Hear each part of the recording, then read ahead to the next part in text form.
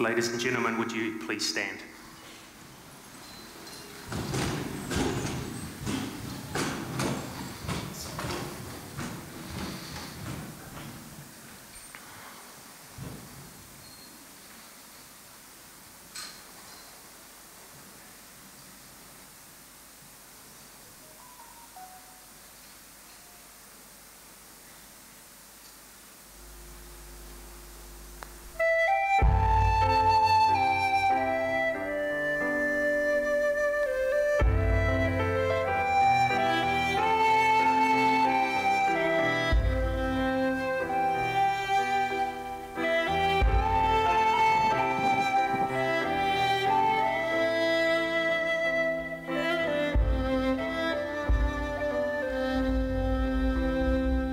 When it's all been said and done, there is just one thing that matters. Did I do my best to live for truth? Did I live my life for you? And when it's all been said and done, all my treasures will mean nothing. Only what I've done for love's reward will stand the test of time.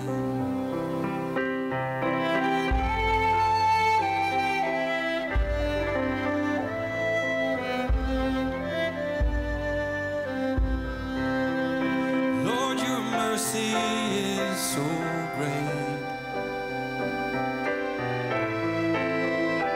that you look beyond our weakness and find pure as gold in miry clay, making sinners into saints. And I will always sing your praise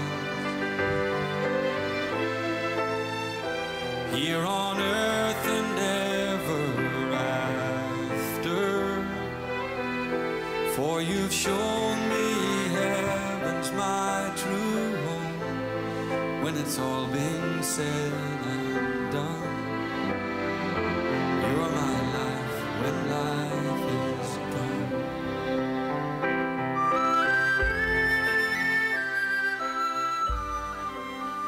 You can be seated.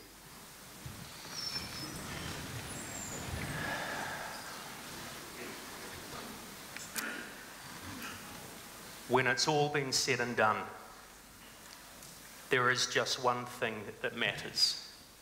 Did I do my best to live for truth? Did I live my life for you? Those were the words we just heard as Andy's casket was brought into the church today. And I think our collective response today to those questions in that song would be a resounding yes. Andy Bray most certainly did live his life for truth, and he did live his life for the glory of God. And we are here this afternoon to celebrate his life and his legacy together.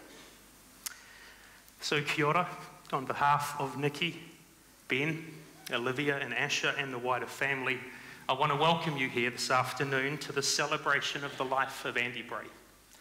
For those of you who don't know me, my name is Brad Carr, and it's been my privilege to be Andy and Nikki's pastor and friend for almost 20 years.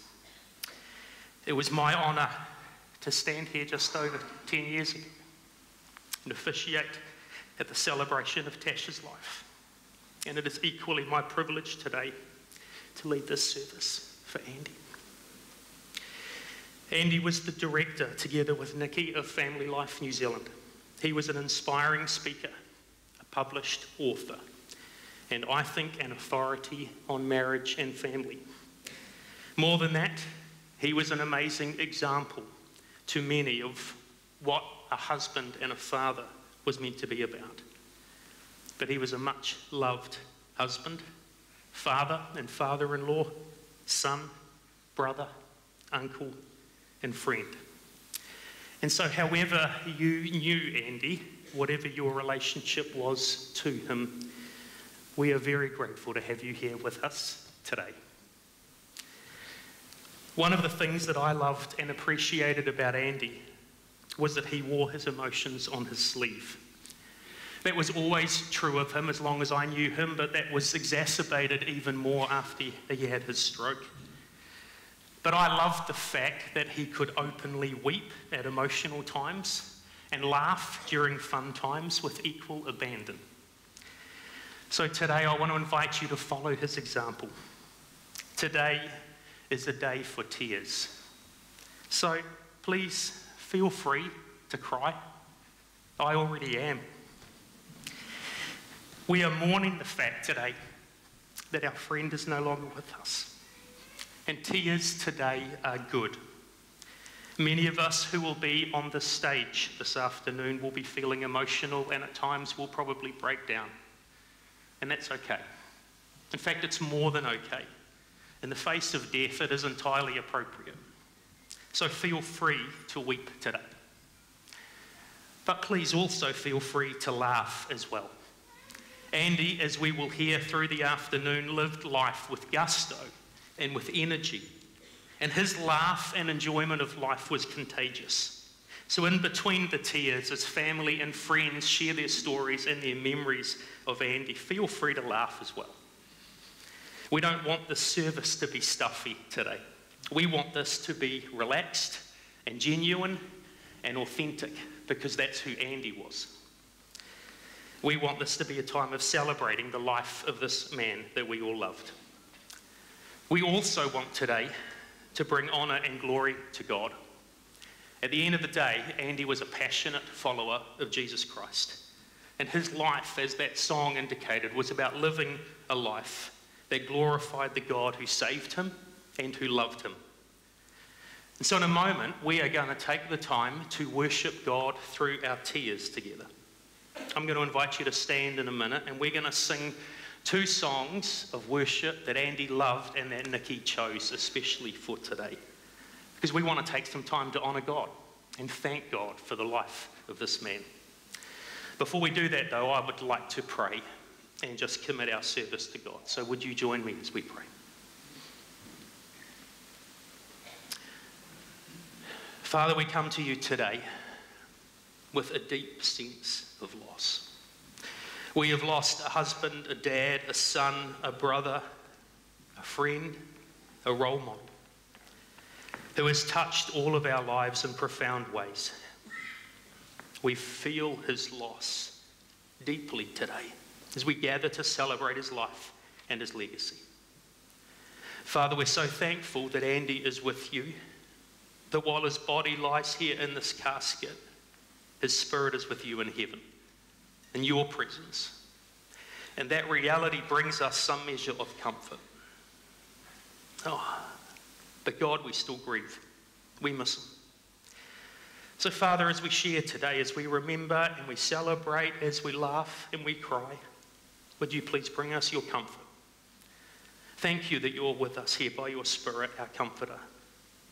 And we come to you in our grief and our tears, with our questions and our doubts, knowing that you are a good God and knowing that you are with us in our sadness. Lord, today may we begin to experience your comfort and your healing and your wholeness. In Jesus' name we pray. Amen. Would you please stand with us?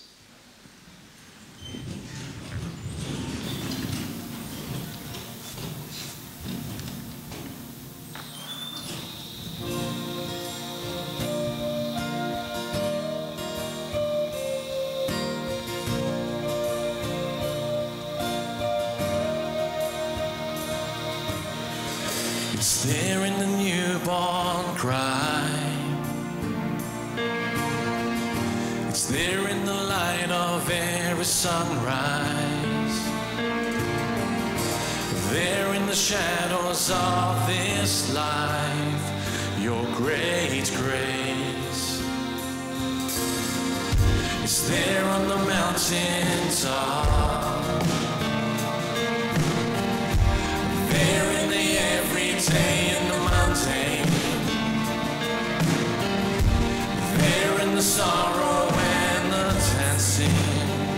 your great grace, oh such grace. From the creation to the cross, there from the cross into eternity, your grace finds me. Yes, your grace finds me. It's there on the wedding day, there in the weeping by the graveside, there in the very breath we breathe, your great grace. Sing for the rich and poor, sing for the saint and for the sinner, enough for this whole wide world, your great grace, oh such grace. From the creation to the cross, there from the cross into eternity, your grace finds me. Yes, your grace finds me.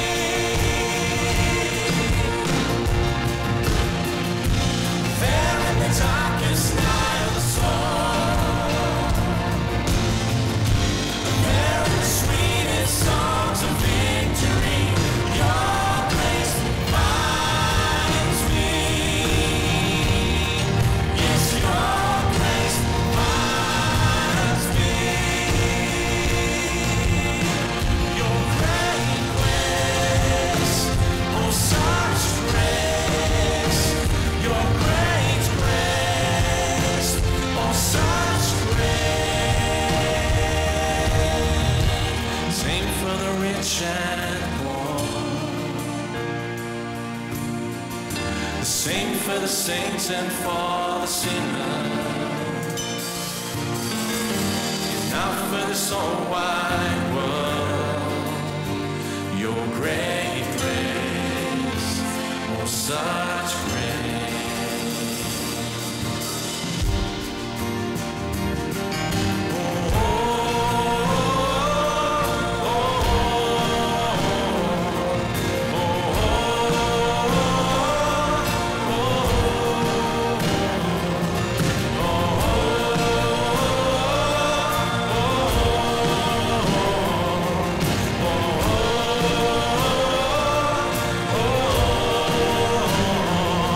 So I'm breathing in your grace, I'm breathing out your grace, I'm breathing in your grace, forever around me.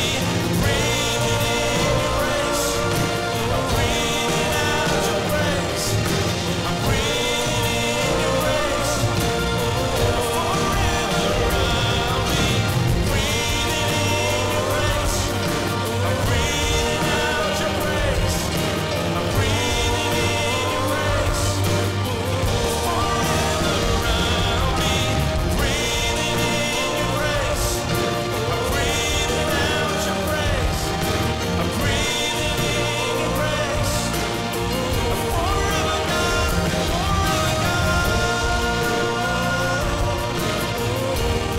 it's the same for the saint and the sinner. It's enough for this whole wide world. Yes, your grace finds me. Yes, your grace finds me.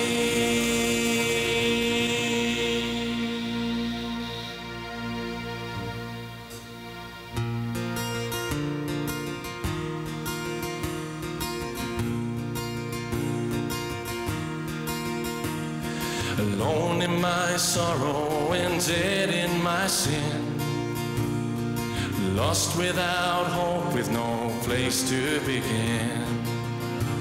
Your love made a way to let mercy come in. When death was arrested and my life began.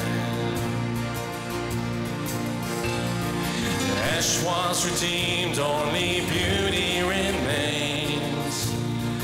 My orphan heart was given a name.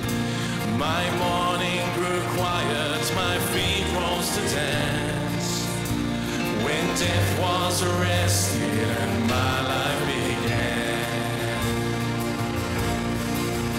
Oh, your grace so free washes over me. You have made me new, now life begins with you. It's your endless love pouring down on us. You have made us new, now life begins with you. Released from my chains, I'm a prisoner no more. My shame was a ransom he faithfully bore. He canceled my debt and he called me his friend. When death was arrested and my life began. Oh, your grace so free washes over me. You have made me new, now life begins with you. It's your endless love pouring down on us. You have made us new, now life begins with you.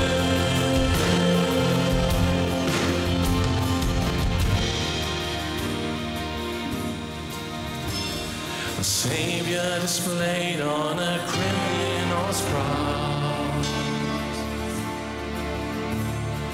Darkness rejoiced as though heaven had lost.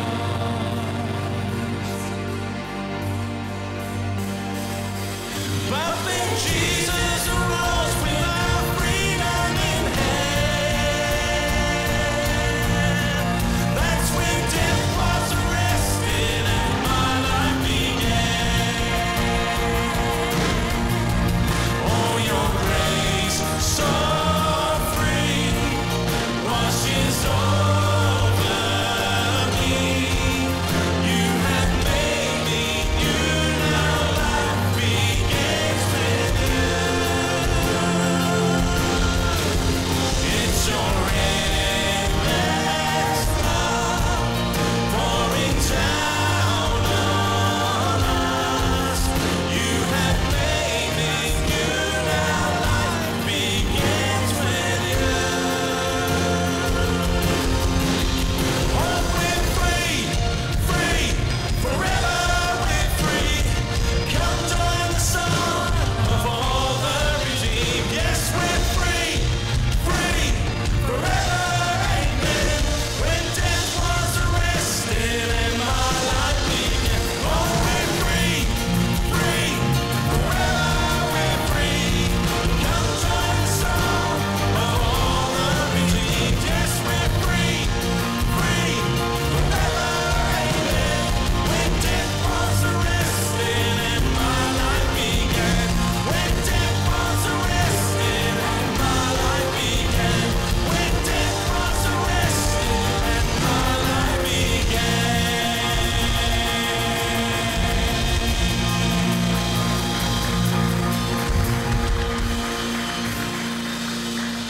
Fantastic. Please be seated.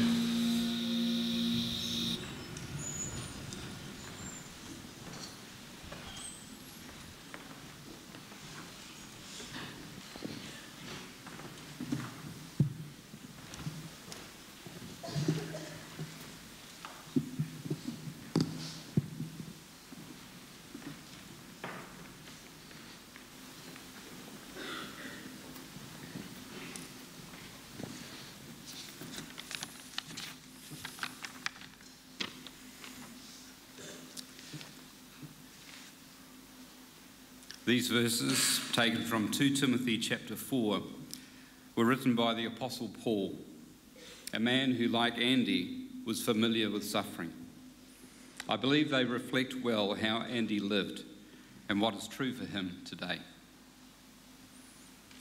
For I am already being poured out like a drink offering, and the time for my departure is near. I have fought the good fight. I have finished the race. I have kept the faith.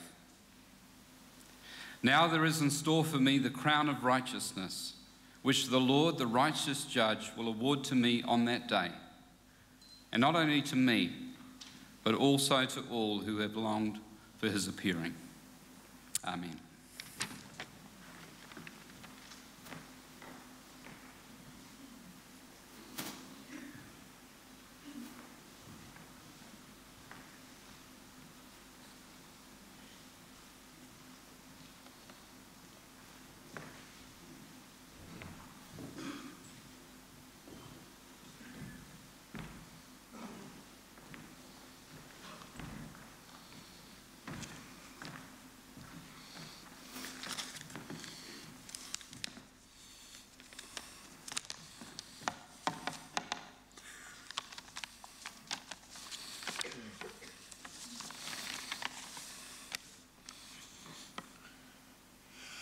Nikki has asked my daughter Rosemary and me to talk about Andrew's early life. Thank you. His early life before she knew him. But first, I want to say this. The stories about mothers-in-law are legion. But did you realize that Nikki has spent nearly all her married life having a mother-in-law living next door? And it's been marvellous. I can honestly say there's never been a cross word. And it's been such a privilege to see our grandchildren grow up quite literally day by day. And above all, for us to be there for the struggles and the griefs that Nikki and Andrew have had to bear. As a friend said to me just this last week, I just don't know what the great man up there was thinking of.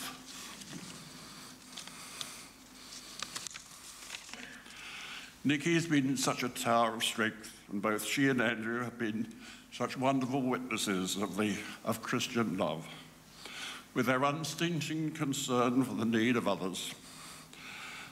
Whenever Andrew spent time in hospital, which he did far too often, he always found encouraging words for someone in the ward who he thought was worse off than he was. One evening, some 30 years ago, our phone rang, and the caller asked to speak to Andy. Margaret had to tell him that Andrew was in hospital having a kidney transplant. The caller was from the Iraqi tennis club, where Andrew was club captain.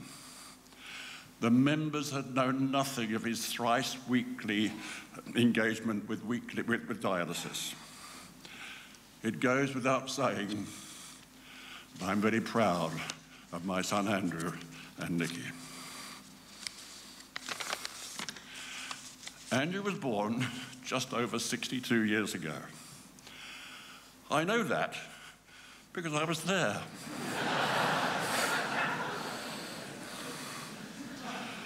But amazing, really, because not only was I there, was I allowed to be there with his mother when he was born, but he was born in our own home. Because Margaret had already had one successful pregnancy, the midwife was allowed to come to us. After he was born, and the midwife had gone off into the night, we tried to settle down. He started crying, and I remember thinking, oh no, here we go again. At the time, we had a Scottish doctor, and when he heard that we were naming our red-headed baby Andrew, he said, "Oh, he'll be Sandy, Andy." But I want you to realise that Prince Andrew is younger, so the royals copied from us. When Andrew was 10 months old, I was appointed to a teaching post in Adelaide, and we made the 6-week journeys to Australia by sea. This was quite an experience, but not quite of the kind that dreams are made of. Andrew was crawling by then, but we couldn't let him crawl on the deck of the ship because he'd have crawled right through the railings into the ocean. We had his pram with us, and having rocked him quietly to sleep, we had to stand guard over him as other passengers to prevent other passengers waking him with their shrieks of delight at this beautiful baby. Mind you, we nearly lost him once. Not seriously. But we went ashore in the Canary Islands and took a bus into the town. The bus was full of local women going to do their shopping. "Oh, Bambino," they all cried when they saw this fair-skinned, red-haired baby, and he was passed from lap to lap right to the back of the bus. But because he was only a baby, he was given a canvas cot on board ship. This was okay to start with. By the time we reached Australia, he was nearly a year old. Now, children were not allowed into the dining room during the evening meal. And one evening we looked up and saw a stressed 4-year-old elder brother, Chris, trying to come in at the door. He'd come to tell us that Andrew had fallen out of his cot and was hanging by the harness that we'd had to put on him. We were given a larger cabin when we got to Fremantle. In Australia, of course, he was called Bluey. But looking back, we think he found the climate there very trying for his fair complexion. It was a good thing for him and for all of us that we came over here to New Zealand. Rosemary was born by then, and Andrew loved to have the new baby on his lap, and quite often he climbed into a cot to be close to her. And they stayed pretty close all their lives. I'll let her tell you.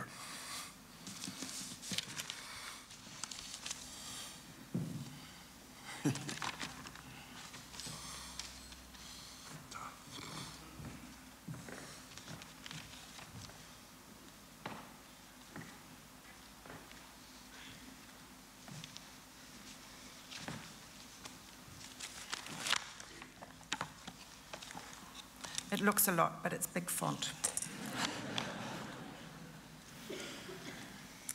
So as Dad said, I'm Rosemary, the only girl. Forgive me if I call him Andrew. I tried Andy, but it never quite sat right with me. I think that's because growing up with him, he was also always Andrew when we were young. Also, please forgive my footwear. I've just had an operation and there's specific shoes I need to wear. They're very dashing, setting a trend. I'm lucky. I was born third in a family of 5. 4 special brothers, Christopher, Andrew, Tim, and Jonathan. Andrew and I were nearly 3 years apart, so close in age for being playmates. My childhood memories are filled with a brother who played with me, fought and argued with me, looked out for me, and included me. As many of you will remember, growing up in New Zealand in the 60s was a time of freedom and outdoor play. Chris, our eldest brother, recalls playing cricket on the huge front lawn and going for bike rides with him in Kaikoura, and later trout fly fishing on holiday in Rotorua. Once we moved to Auckland, Andrew and I would go bike riding on our own around Panmure, to play at friends' houses, go to the movies. There was a theatre in the Panmure shops in those days, and to what used to be called Swimmerama, Mum and Dad entrusting me in his care. Summer evenings were probably the same for many of you, hopscotch on the footpath outside, with 10 of the neighbours' kids all gathering at our place. Andrew always won. Not kidding, a recurring theme in every sport he touched. But we still played with him and went back for more. Why? Because he was fun to be with. As we got a bit older, early teens, he and I would go every Friday night to Paradise ice skating, which was in Glen Innes in those days. He got incredibly good at it, of course, including backwards skating and speed skating, and would join in all the games organised by the ice rink. I would watch in pride and awe as he zoomed around the ice. He would encourage me, the more timid one, and lead me around with both hands while he went backwards. Younger brother Tim says, I remember one night when he went for a run, and he ran and ran and ran and kept running, feeling great. Then realised he'd run so far away and was now done, that he rang Mum for a ride home. What I'm trying to capture here is his love and expertise of all things physical. Mum's annual newsletters record a myriad of things about us all as we grew up. Her 1964 one says about him, loves football, always covered in scratches, extremely tidy, helpful without being asked. He was 8. In the 1970 newsletter, aged 14, he was tramping with friends and was passed by a large group going the other way. He had to say, good morning, 80 times. He didn't have to, but that's the sort of person he was.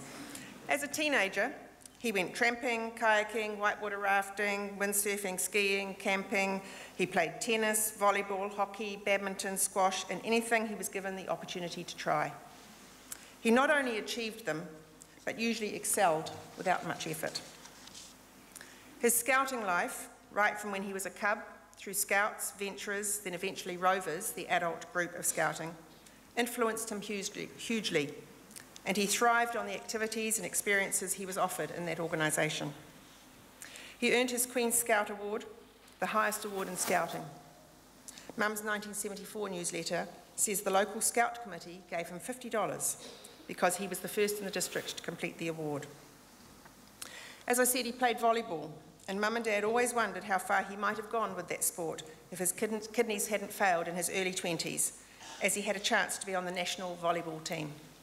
He had to miss the finals due to his illness. Of course, he did Outward Bound and loved the challenges it gave him. I remember he found the 3-day solo experience demanding, but benefited hugely from the time to reflect on himself as a person. The family remembers sitting around the table on his return home, telling us of a weka that came in and took his last apple from the campsite. He was gutted as he'd been running low on rations and they'd been given only 3 days' worth of food, which he'd been carefully eking out. Years later, we were reflecting on this story, and Tim said, "Did you say weka, as in bird?" And Andrew said, "Yes." Tim replied, "All these years from when I first heard that story," and he would have been about 11, "I thought you said weta, as in the insect.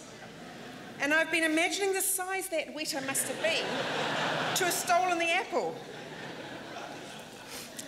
Andrew was so much fun to grow up with. He made life fun, and I look back now and realise that he looked after me too, challenging me, encouraging me to climb cliff walls at Buckland's Beach, diving off the high board at Swimmerama, all manner of things, making sure I was okay. Not many big brothers spend that sort of time with their kid sister. He was my hero. Tim, 8 years younger, also recalls the same kind of encouragement. He says, "I wasn't a sporty type at all and was in awe of his abilities and how he just picked things up, like trying to start windsurfing from the beach and go, and endlessly skimboarding on the beach with a board he made himself. Although I wasn't sporty," says Tim, "he encouraged me and taught me how to ski, sail and windsurf. He took me overnight camping in the Kauronga Valley, a new thing for me with instant potato mash and gas stove cooking, and we jumped off a high rock into Hoffman's Pool. Without Andy's encouragement, I possibly would have been more wary of having a go." Oh, he could be frustrating too. We had arguments, as all siblings do, and I would always say, "I'm telling on you." Mum would tell us to go outside and play, never taking sides. He would like to be in charge, and most of the time I was happy to acquiesce as it meant he would be spending time with me. I can remember one night we were doing the dishes. With 7 in the family, often 8 if my grandmother was living with us, there were always plenty of dishes. I preferred washing to drying, but of course he being the boss usually washed. Dishes often resulted in rat-tail, tea-towel flicking fights, which I'm sure you've all done, with Chris too. Is this why dishwashers were invented? To keep parents sane. Anyway, one night Andrew and I were doing the dishes and we had an argument. So after he had washed and I had just about dried everything, he went to the cupboard and got the huge pile of dry plates, dunked them in the soapy water, put them in the dish rack and told me I had to dry them. "That's not fair," I yelled. He left the room and of course I dried them. A few nights later, we were washing dishes again, and incredibly, I was washing. We weren't arguing that night, but I remembered. I went to the cupboard after we'd finished and put all the plates into the water, then the dish rack, and told him he had to dry them. He said he didn't and walked off. Guess who dried them?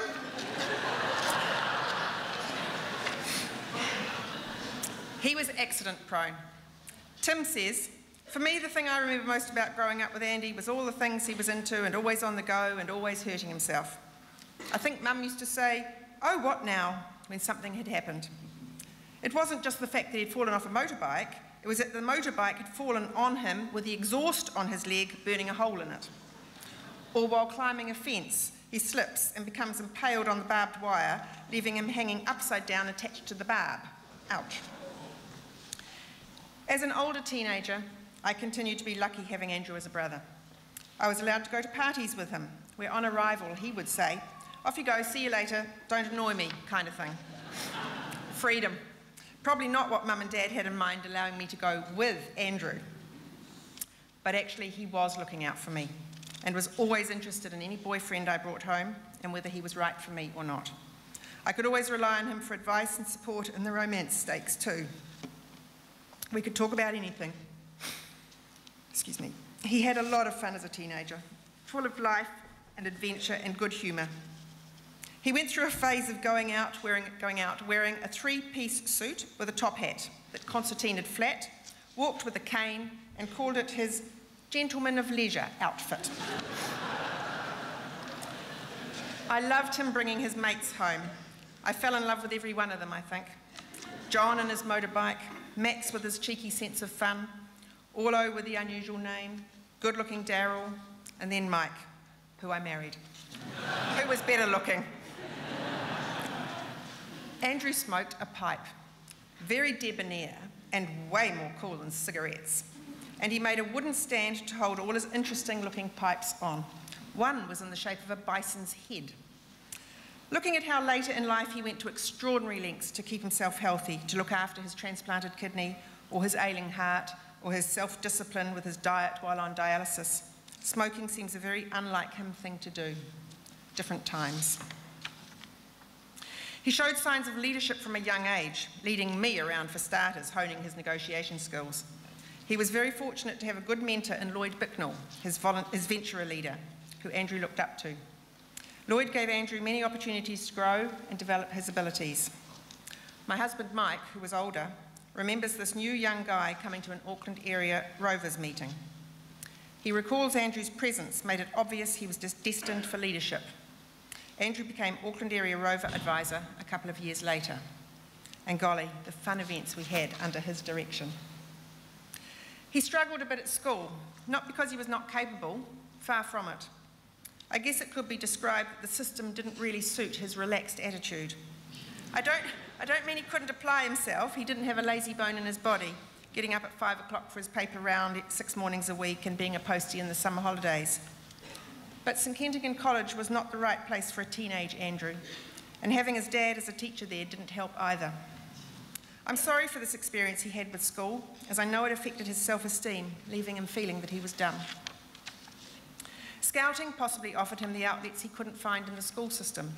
Think about what goes into working towards a Queen Scout Award, the multifaceted challenges and persistence needed to get there, and helping to set him up for a values-driven life.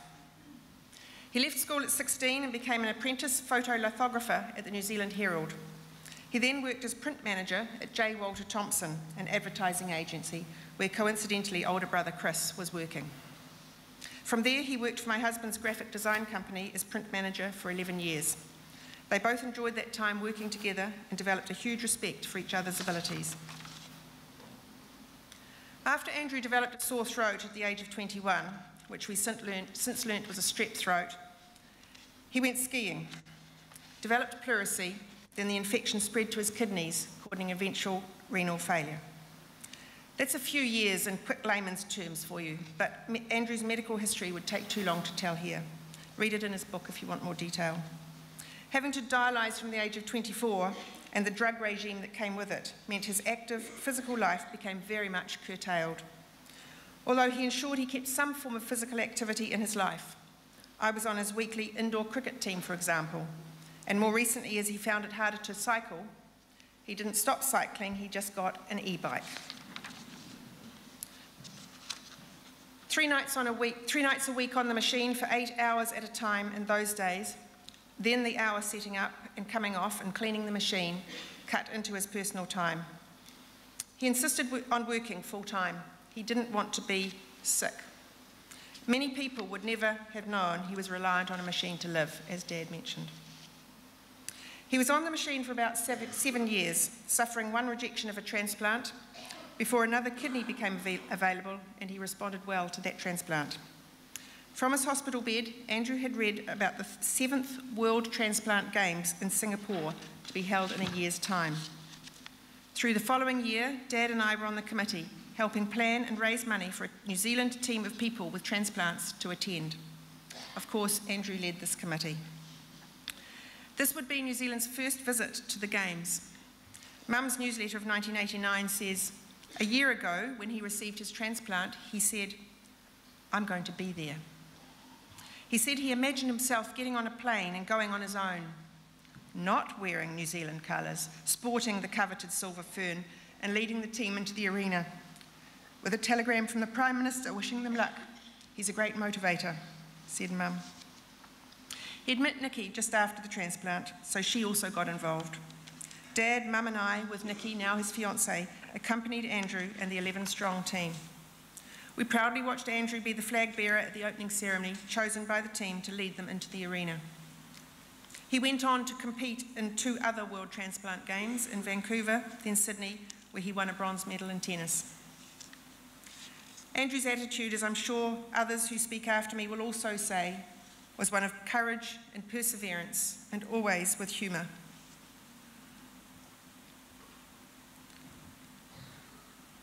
I would often tell him how amazing he was at looking after himself and being positive, and he would simply say, "I have no choice, I'll die if I don't." The astounding thing about him was his fight. He chose to be positive about his situation when others would give up or complain. His attitude taught me that there is always someone worse off, and that if life wasn't going my way for some reason, I would think of him trapped to a machine and medication, and my troubles faded into far less significance. A reality, excuse me a minute, sorry. I can't read the words. He was my mental benchmark, a reality check of what matters in life and how to respond to it. We always knew he would probably die younger than he should. But over the years, as he defied the doctors and came through tough situations, who ever heard him complain about his paralysed stroke arm and what limitations that brought, just doing up your buttons every day? I know I had the feeling that maybe he would live to be an old man after all. Dad, my brothers and families and I will miss him terribly. The humour and banter he brought to family gatherings. Honestly, when the four of the brothers got together, they had us in stitches. We had no reason to suspect he wouldn't come through last week's tests, and the sudden news was a huge blow. I feel so privileged to have had him in my life and for so long, considering. Farewell, beloved brother. Thank you for all you gave to me to make me a better person. Lots of love.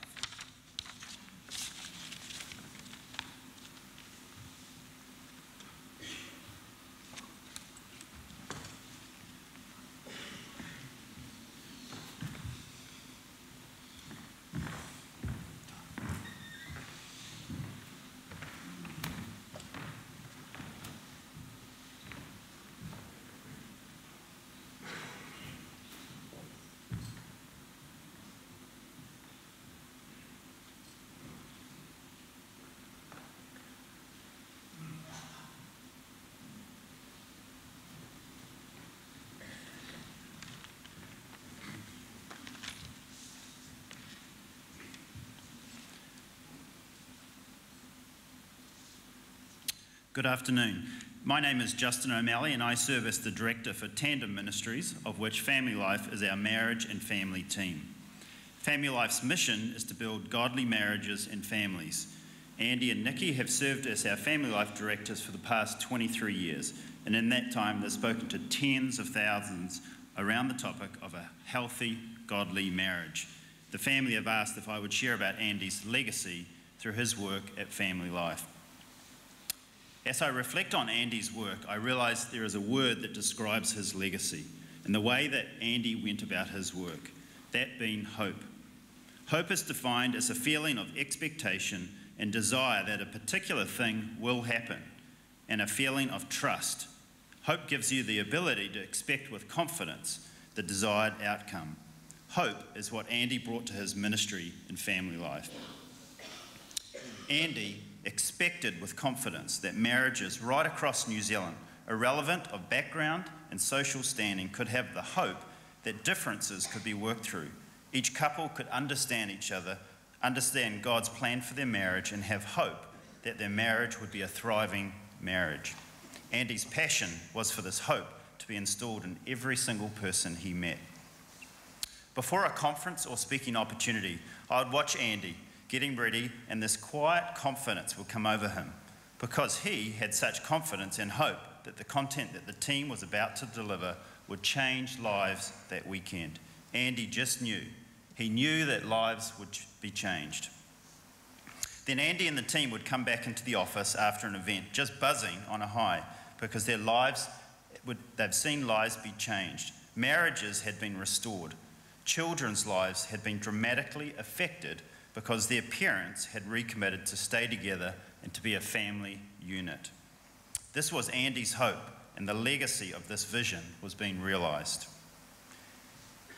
Andy would forward on to me and the rest of the team some stories after some events. One story I'll share with you today. I'd heard about the FamilyLife weekend, was not sure what to expect, but through the inspiring and touching messages, God stirred our hearts. During the conference, we had the most open and honest but loving discussions we'd ever had. We broke down and cried to each other, admitting how we had failed one another as wife and husband, and sought forgiveness. We started applying what we had learned, and our experience gave us hope and the foundation knowing that things could be better. This is just one story, but one that gives you insight to Andy's legacy through his work with FamilyLife. Andy's legacy is one of hope, one that has caused husbands and wives to ask for forgiveness, a vision that has inspired spouses to love each other and their family according to God's plan. Andy's vulnerability was second to none and caused the listener to engage with the content because it was so real and relatable. And when Andy gave his romance talks, watch out. I don't think those talks ever went according to script, right, Nikki? Andy's influence extended well beyond New Zealand as he helped FamilyLife Australia launch similar marriage weekends in the 90s, equipped the Singapore ministry for 15 years with the resources for marriage conferences to be run, and likewise in Papua New Guinea and Fiji to resource the entire Pacific Islands. To describe Andy's legacy through FamilyLife, there are tens of thousands of couples who have been inspired for life change by Andy's investment into their lives. Andy left us with an incredible legacy of hope that will have an eternal impact. Thank you, Andy.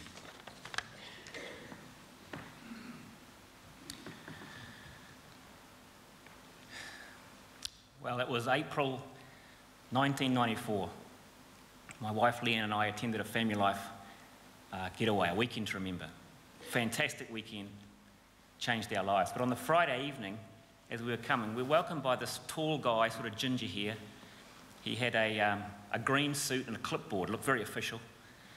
And he this big smile on his face. And he must have made quite an impact. And he welcomed us and wanted to make sure that he could do everything that he could do to make us feel like we're in the right place. Well, we didn't know it then, but we'd be working together with Andy and Nikki for the next 23 years. Gaining a passion and a vision, sharing his passion and vision for marriages and families in New Zealand. Well, if you know anything about Andy, you know that he is the sort of person that can just get through a mountain of work. He's a powerhouse. He's like an Energizer battery. He just keeps going and going and going, doesn't stop. And Nikki and I have had a number of conversations over the years thinking, boy, can you just imagine if Andy was 100% picture of health? We just wouldn't be able to keep up with him. It would be like trying to, run against Usain Bolt on the 100-metre dash. There's just no chance of keeping up with him. And he thought big. He certainly liked to think big. He had a big vision. He had a passion for what he was doing. He loved what he was doing. And so people would come to a weekend to remember and he'd think, they need more information because they just kept coming back because they loved it. So they need to hear different material. So he went ahead and wrote a new conference called A Love That Lasts. They piloted that in February. Some of you were there. He wanted other people to experience what he and Nikki had when they went away for a weekend and planned out their year. So he thought, well, what can I do? Well, I'll write the book, Putting First Things First. And now hundreds of people have used that, and they've been blessed as well as they put impact and focus on their marriage and relationship in the year coming up. People told him to write about his life. He had so much stuff going on in his life. So I know he didn't want to, but he ended up writing his book, Treasures in the Darkness, which has impacted thousands of people, not only in New Zealand, but around the world. Andy was the sort of guy that could take a seemingly impossible vision, but because of his enthusiasm, he could bring people on board with him and he could make it a reality. Just unbelievable ability to do that. Now, you're probably all familiar with the saying, people who say something can't be done are usually interrupted by someone doing it. You heard that saying? That saying is actually wrong. It should be people who say something can't be done are usually interrupted by Andy, who's already done it. He was just that kind of guy. Unbelievable. I don't know how he kept going for so long, doing so much. And sometimes at work in the office, he would just be so in the zone. He's got work to do, he's passionate about it, he knows what he's doing is making a difference, and so he'd be there at his computer and he was just totally oblivious to everything that's going on around him. In fact, one time Nikki was there and she'd gone out of the office, it was after hours, the door had closed, she didn't have her access card, she didn't have her phone, so she thought, that's okay, I'll just knock on the door. Libby was there, she had her headphones in, so she's no use. But Nikki thought, well, Andy's the closest, he'll hear me, I'll just knock on the door for half an hour. I wonder, did Andy think, did he hear something in the background? Did he think, what is that sort of banging noise? I don't know. Libby eventually figured out, where's Mum gone? I better go and find her, and here she is sitting on the stairs outside the door. Andy was just totally focused. But one of the things I love about Andy is that no matter how busy he was, and so often in the office this was the case, I'd have a question or someone would have something to bring to him, he would stop what he was doing, he would turn, he would face you, and he would give you his full attention. Incredible. He was busy, we knew that, but he'd stop and give you his attention. He was one of the most positive, enthusiastic, encouraging, inspiring people that I know.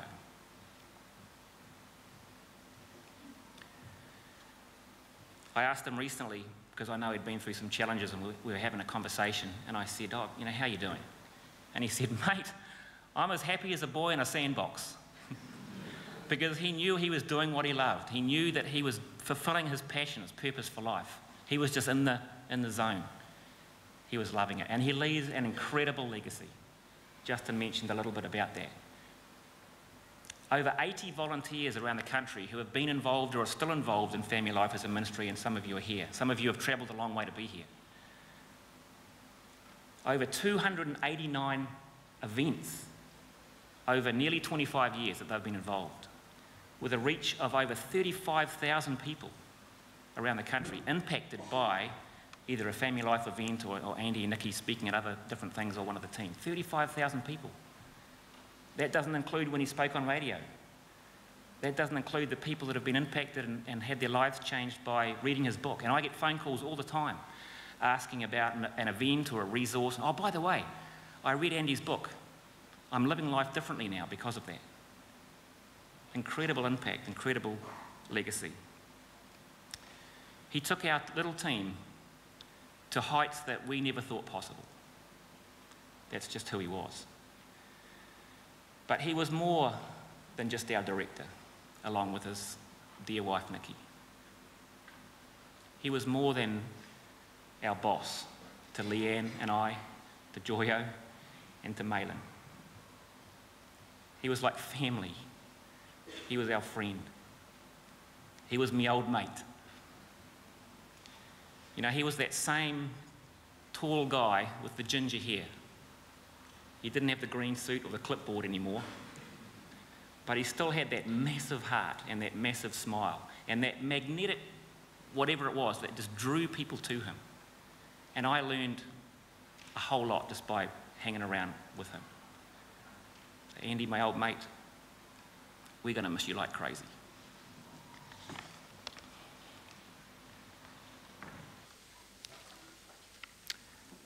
Steve just mentioned that about 10 years ago, Andy completed a book about his life that many people had urged him to write, entitled Treasures in the Darkness. It's the story of his life and the way that God proved to be faithful to Andy through the toughest of times.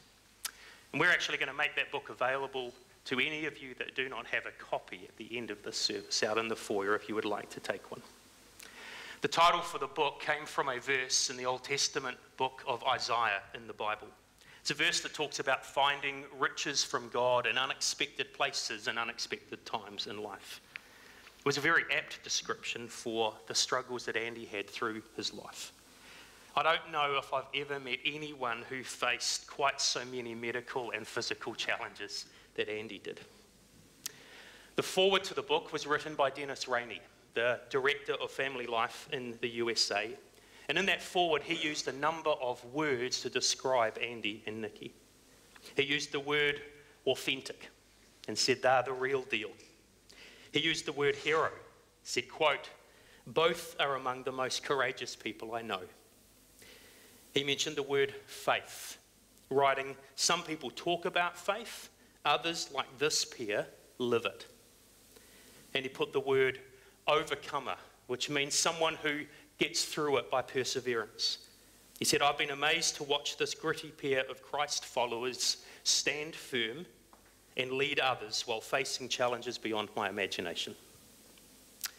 I loved the words and the heart with which Dennis wrote that forward when I read the book 10 years ago and then when I picked it up just last week and reread it. And today I want to offer a few of my own words and descriptions of Andy in keeping with the way Dennis wrote that forward to his book. First word that leaps to my mind when I think of Andy Bray is the word courageous. He was quite simply one of the most courageous people I have ever met. The litany of challenges that he faced was mind-boggling. Kidney failure, dialysis, transplants, cancer, stroke, operations, medications, needles, the loss of the use of one arm, and the loss of one of his precious kids. And yet every new challenge, every new hurdle, he faced with incredible courage. It doesn't mean he never struggled. It doesn't mean that there weren't times when he felt overwhelmed. There were, behind closed doors. There were times when he felt that continuing on was actually beyond him. And yet, in spite of that, he simply refused to give up. He was utterly courageous. The second adjective I would use to describe Andy is selfless. He had a beautiful way of caring for other people. His instinct was always to take the spotlight off himself and shine it onto you. He was always concerned with how someone else was and how they were doing, even if he was suffering deeply. And he never wanted people to make a fuss of him. He kept his medical struggles quiet, as Ken mentioned, all the way through his life, because he felt like other people should get the care and the looking after and the prayers and the meals rather than him. We noticed that again last week when Rochelle and I visited him and Nikki in the hospital 2 days before he eventually passed away. We didn't know at that point that that would be our final time to see him. But we'd gone up to Middlemore to see him, to spend some time with him, to find out how he was really doing and to pray with Andy and Nikki. And his first comment as we walked into the hospital room was, "What are you guys doing here?" As though surely you've got so many more other things to do than come and see us. And he then immediately tried to turn the conversation over to us, finding out how we were doing and sharing his love and concern for us. It often took a lot of work to get the conversation back on him, to find out how he was really getting on. And that was his character. He was incredibly selfless. The third word I want to suggest today about my friend is the word inspiring. His words and his teaching were inspiring. It's why thousands of couples across New Zealand have been helped in their marriage and their family lives.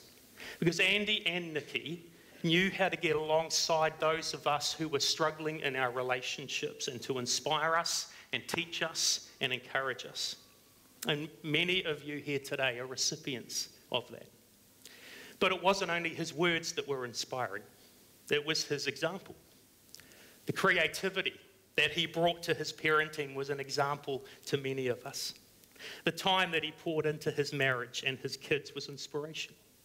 And for many of us, it wasn't only the words that Andy taught us, it was also what we caught from him as we watched him live life.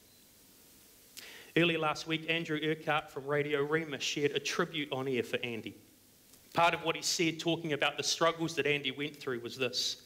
He said, "Andy, you taught us to find joy in the journey and treasures in the darkness, even though your own life had its fair share of struggle. Through all of that, you inspired us with your courage, your wisdom, and your deep generosity of spirit." Andy was courageous, he was selfless, he was inspiring. And the final adjective that I would use to describe Andy is humble. He was genuinely humble. He really had no sense of the impact that his life and his words and his example had on people.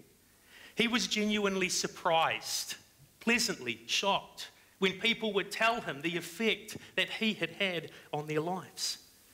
I don't ever think he actually realised just what an impact God was able to make through his life. And I honestly believe he would be quite startled to see how many of you have come out today to fill this place and honour and celebrate him. That was Andy Bray. For me, courageous, selfless, inspiring, and humble. They're not the only words that could be used, but those are the words I want to use to describe my friend. You may well have other words in mind that you would use in a tribute, and you're welcome to share those. In your order of service that you were given today, there's a small A6 size card that reads, "Dear Andy," a memory, a word, a prayer. And what we'd like you to do is either during the service or afterwards is turn that over to the blank side, and we'd love you to write your own tribute. Maybe it's a prayer of thanks. Maybe it's just your own descriptive words of his impact. Maybe it's a memory or a story. And then at the end of the service, out through the foyer is the chapel where we're going to be serving some refreshments. And there's 2 large black boards there on either side of the room. We'd love it if you would take your tribute card if you want to write one. And at the end of the service, just go and blue tack it up on those walls of remembrance for us. That would be great. However, there's one final word that I would like to add to those 4 words that is incredibly important today as we farewell our friend. Andy was courageous, selfless, inspiring, and humble. But there's another incredibly important description of Andy that he wanted me to share today. Andy Bray was forgiven. He wanted you to know he was forgiven. A little over 10 years ago, I stood on this stage in this auditorium with a different casket in front of me. There was not Andy lying there, it was Tash. And during my message that day, I said this simple 8-word phrase. This is not the end of the story. This is not the end of the story. This is the end of a chapter in his life, but this is not the end of the story. As Christians, we believe in life after death. We believe that because Jesus rose from the dead 2,000 years ago, he offers eternal life, life forever, to those who have put their trust in him. And Andy firmly believed in this promise of eternal life through Jesus. During Tasha's service 10 years ago, I quoted Jesus' incredible words from the book of John in the New Testament of the Bible. In John chapter 11, Jesus said, "I am the resurrection and the life. He who believes in me will live, even though he dies. And whoever lives and believes in me will never die. Do you believe this?" Andy's emphatic answer to Jesus' question, "Do you believe this?" was a resounding yes. Andy firmly believed that the death of Tash was not the end of the story.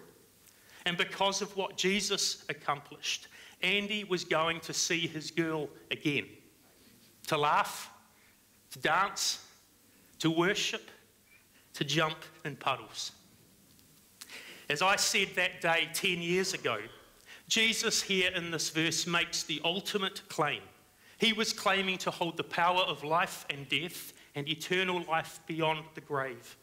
And it is a claim, as C.S. Lewis once famously said, either it makes Jesus a complete fruitcake or God himself. And Andy chose to believe that Jesus' claim was real, that Jesus' own resurrection from the dead was the clincher, and that because of what Jesus had done, just as we sung earlier, death was arrested and my life began. And so while we grieve today, we grieve with hope that for those of us who are followers of Jesus, we are going to see Andy again. We believe that Andy and Tash are with Jesus. But what is incredibly important to understand today, and what Andy asked me to make really clear today, is that Andy is not in heaven because he was a good guy. Andy is not there because he was a man of courage. He is not in heaven today because he was selfless and served people so willingly. He didn't earn a ticket to heaven because he was inspirational to thousands. And while his humility was admirable, he isn't there because he was humble. All of those wonderful attributes that I described about Andy are true, but they don't mean anything when it comes to eternity. Many people in our world today hope that perhaps there's some kind of heaven, some kind of afterlife. And they make the assumption that hopefully good people go to heaven. And hopefully they've been good enough to make it wherever the line is. Andy came to understand in his life that's a forlorn hope. It's simply wrong. The Bible teaches that good people don't go to heaven. Good people don't go to heaven because God is completely holy. His standard is absolute perfection, it's perfect holiness, and the Bible makes it clear that none of us by ourselves are good enough. But what Andy came to believe and to trust in is this amazing truth. Good people don't go to heaven. Forgiven people do. And Andy came to this realization around 30 years ago as he shares in his book that he was a sinner before a holy God. In his own words in that book, he said he was selfish, self-absorbed, and cocky. But he came to understand that Jesus had come to die for his sins, to rise again and conquer death, and to offer him a new life, both in this world and in the world to come.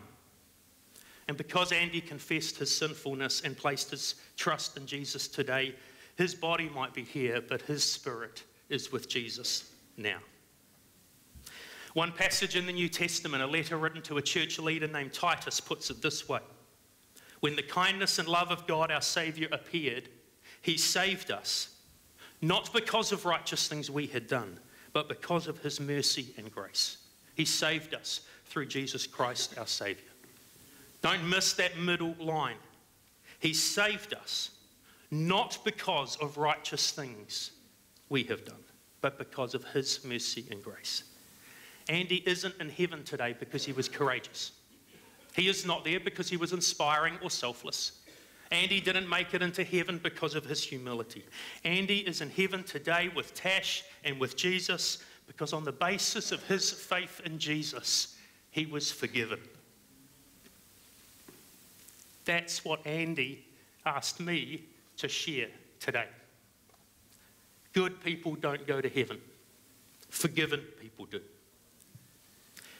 In the aftermath of the Mangatapopo tragedy 10 years ago, many people around New Zealand could not get their heads around the response of the families involved and of the school community here. They couldn't understand where the strength and hope and forgiveness came from in the midst of tragedy.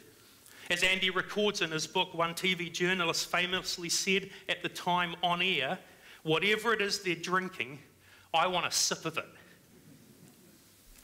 Well, this is what Andy was drinking, the grace and forgiveness of God. And that grace and forgiveness is available to every single one of us here today. Andy's hope and prayer was that you would embrace the forgiveness and grace that is offered to every one of us through Jesus, so that you too could have the assurance of knowing you have eternal life. This is not the end of the story. Andy is alive and well, and I believe that I will see him again, not because of his courage or humility or selflessness, but because of his faith in Jesus. Good people don't go to heaven. Forgiven people do. And Andy Bray was forgiven. We're now going to watch a movie tribute to Andy, about Andy's life, before the family and friends continue with their tributes. This multimedia uses a song entitled Even If. And as you watch the pictures and the images on the screen, I want to invite you to keep an ear out for the words of the song. Part of the lyrics read like this: "You have been faithful, you have been good all of my days. Jesus, I will cling to you, come what may." And the song ends with these words: it is well with my soul. Those were the words that Andy used at the end of his final text to Nikki that she forwarded to me on the Friday morning before he went to surgery. He wrote at the end of his text, "I'm all fine inside, all is well with my soul." That's the power of being forgiven. Thanks, guys.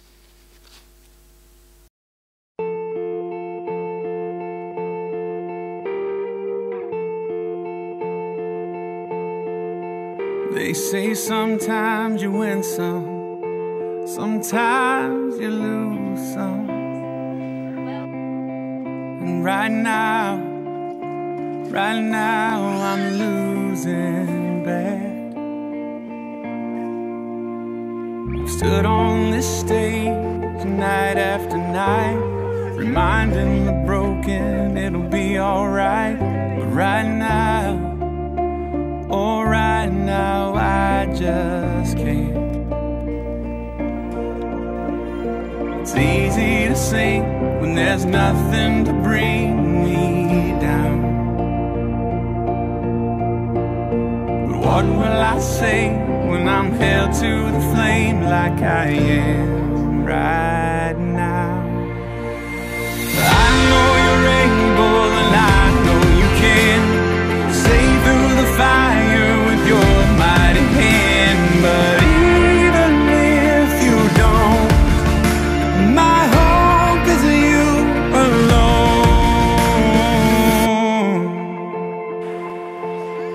They say it only takes a little faith to move a mountain. Well, good thing, a little faith is all I have right now. God, when you choose to leave mountains unmovable, oh, give me the strength to be able to sing. It is well with my soul. I know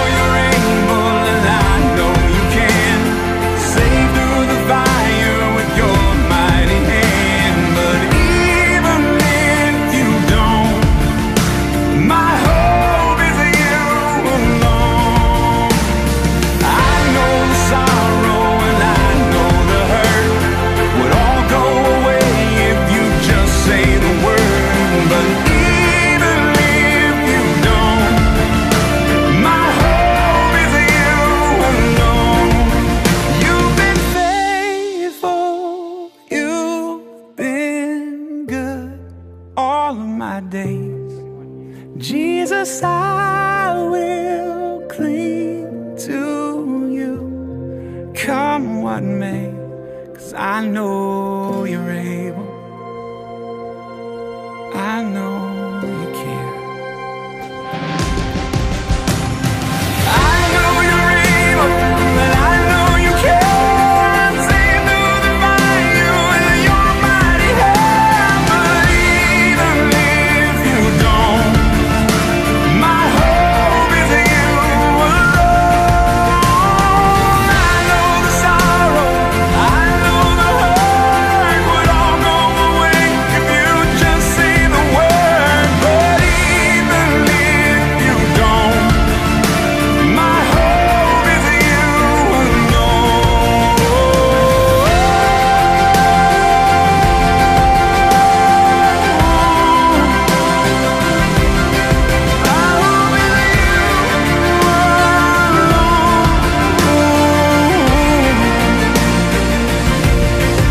It is well with my soul.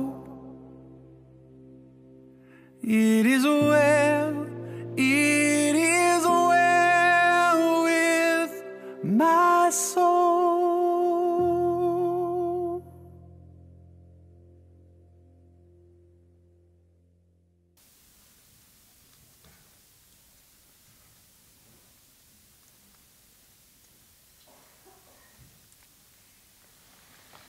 You can stop it playing twice.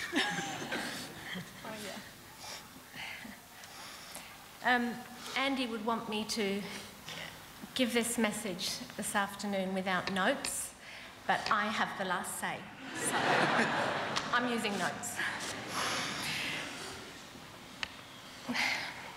My darling Andy, I have just loved being married to you. You've been the love of my life, my best friend, my rock, my safe haven, and my champion. You made an impact 29 years ago with that beautiful smile and that quirky sense of humour.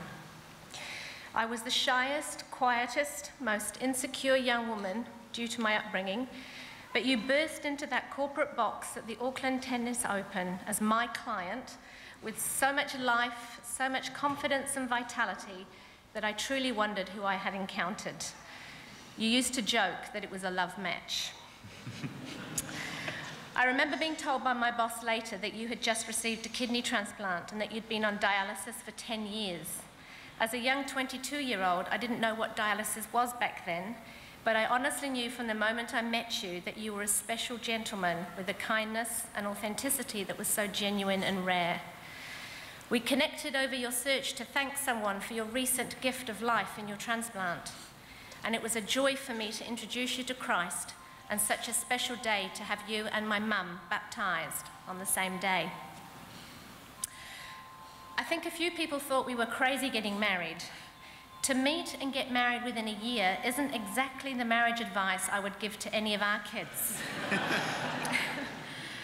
You were 10 years older than me, and with your health issues, we knew life would potentially be hard, but neither of us really knew how tough.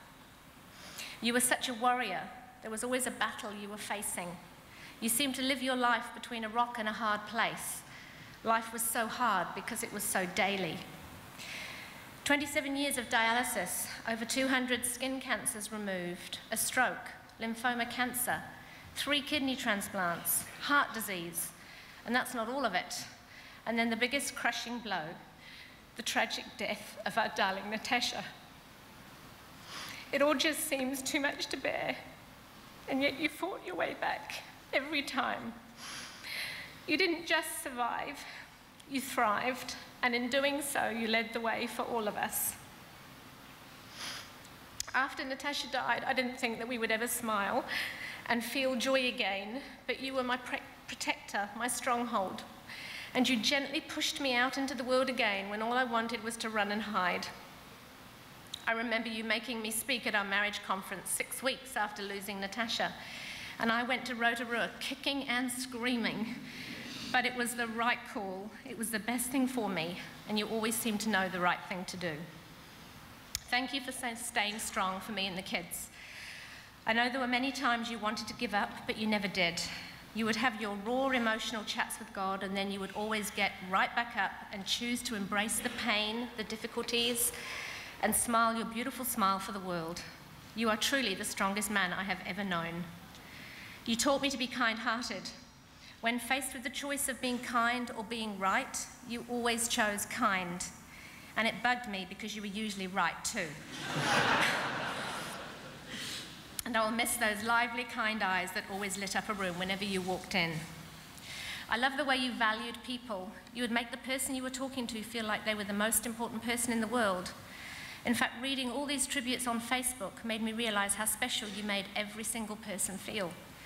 Jo said to me last week how she thought she was the only one who had your special attention. And now she reads that so many others did too. Sorry, Jo. As a wife and mum, you wanted me to know how you valued my role, and I felt so honoured when you organised an Oscar night for me. Getting the kids to give me speeches and presenting me with my very own Oscar labelled World's Best Mum. In case you didn't know that, I'm the world's best mum. Our culture may not value motherhood as a career, but you wanted me to know how important I was to our family. Thank you for teaching the kids to honour their mum. You did the little things well. You would always take my hand when we were out. You never left my side at parties. You gave me head massages when I was tired, even with your one hand. You drew me pictures and wrote notes if you left home before I woke up in the morning. You would always put my toothbrush head on our shared electric toothbrush holder so that I never had to change it, unless you were using mine. That worries me. Because I was so short, you got a kissing stool made for me so that I didn't strain my neck. The problem was that we were the right height when he had it made, but then he shrunk a little bit, and then I was taller than him. So. You would always send me loving texts, make me cups of tea, clean my car and the kitchen because you knew I was a neat freak. You would pray with me and encourage me when I was invited to speak at events. I doubted myself, but you always believed in me. I even found a list on your computer last week titled, Things That Please Nikki, and you got them right. We were so different, but those differences brought strength. You were always running late, and I was always the early bird, so we got to be on time. You were the strategic planner, the goal setter, the driver, and I was more one day at a time. You helped me achieve so much in life, and I helped you to live in the moment. You were the naturally yes parent, and I was the naturally no parent. So our kids got a balanced sense of parenting. You were the extrovert, I was the introvert, but in the last 10 years, I think we'd found a powerful balance. You were the talker, I was the listener. You taught me how to be vulnerable and express my true feelings, and I taught you how to really engage and listen. You were spontaneous and free-spirited, and I was cautious. We had a wonderful life experiences, many of them because of you, and I made sure that our family survived those experiences. You were a TED Talk junkie, learning by listening to podcasts, and I was the reader, the student. We gleaned a wealth of knowledge by sharing our insights with each other. You were the funny one. You made life bearable with your dad jokes and helped me laugh at myself and not take life too seriously. And I helped you find meaning in the dark times. You experienced God in worship and nature, me through his word and reading. Our relationship with him was so powerful because we each brought a different perspective. You were intentional, purposeful, and task-driven. I was more relaxed and people-oriented. So together, our life, family, and ministry had both rewards and deep friendships. I want to thank Dave Cooper and the Medical Trust for making his dialysis life a little easier while he hoped for a transplant. And I'm so thankful to God, Michael Collins, and the transplant team for that precious kidney that you did receive 2.5 years ago. It was still a daily tough road physically, but you got the freedom that you always craved. We got to travel, and to see you enjoying life dialysis-free was just awesome. You wanted to keep up with your young wife, so you were gifted an electric bike, and we got to enjoy so many wonderful trips. I think everyone thought you were so fit because we regularly cycled 50 or 60 Ks. Little did they know we cheated. Your greatest pleasures were bike rides, coffee with your honey, dinner with Libby and Asher, phone calls from Ben, and sitting in the sun reading the paper. Oh, and crosswords. So many cryptic crosswords. I would joke and tell you to have some happy words. We unlocked his See, I'm not the funny one. We unlocked his computer this week. Gee, talk about organised. He had lists, strategies, goals, life lessons. No wonder he was exhausted. I found one list titled 5 Questions I Ask Myself Daily, but there were 7. Maths obviously wasn't his strong point. I didn't know he asked himself these questions, and from now on, I'm going to be asking myself these questions every day. Have I done something of value today? Did I make a difference today? How did I show Nikki how much I love her? Definitely going to be asking myself that one. Did I take good care of my body today? Did I have a positive, optimistic attitude today? Did I honour Christ in all my dealings? And did I do anything I need to apologise for? And if we can all ask ourselves those questions at the end of each day, the world would be a better place. I reluctantly say goodbye, my darling. Thank you for the joy of 28 years of marriage, love, and our kids, our greatest treasures. They organised this whole celebration today and have done an incredible job. I cannot wait until I hold both you and Natasha in my arms one day. Thank you for the journey. I am a richer person today for being married to you, and I promise I will try and continue your legacy and do life well without you. I just don't yet know how. But God has you, He has me and the kids, and I'm choosing to trust Him despite the agony of letting you go. Thank you for choosing me to share your life with. I am forever grateful.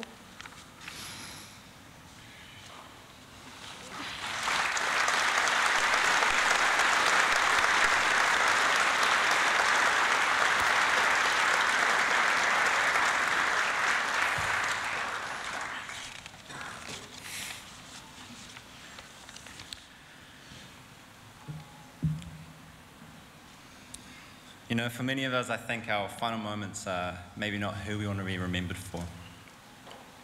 Maybe it doesn't make for a good legacy. For a lot of us, dying, sacrificing our lives, we won't die sacrificing our life for someone else.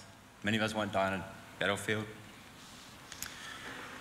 For Andy, though, I think these final moments of his really were a testament to who he is. He is a man of integrity and fierce humility, of laughter and a never-ending inquisitive nature. You see, my piece of this puzzle, I fell in love with this most amazing woman. This one.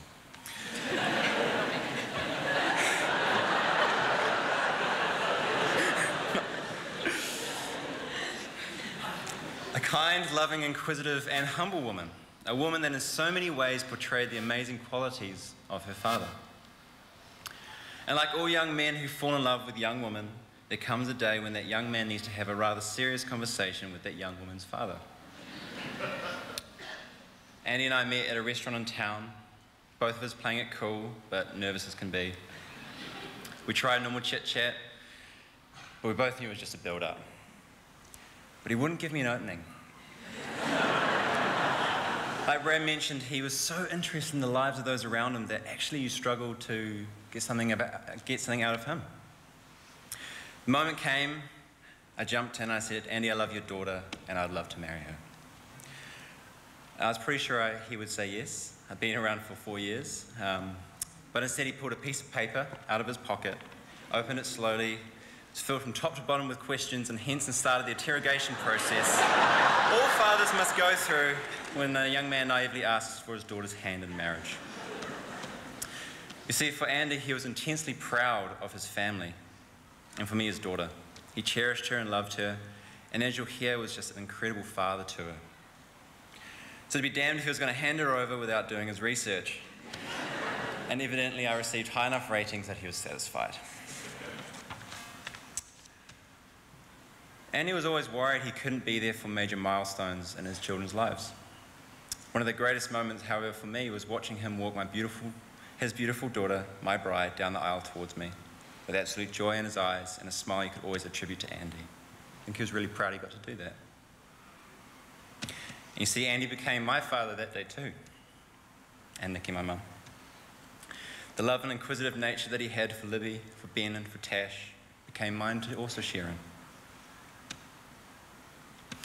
Andy, or Dad as I shall now call him, was always quick to laugh as well.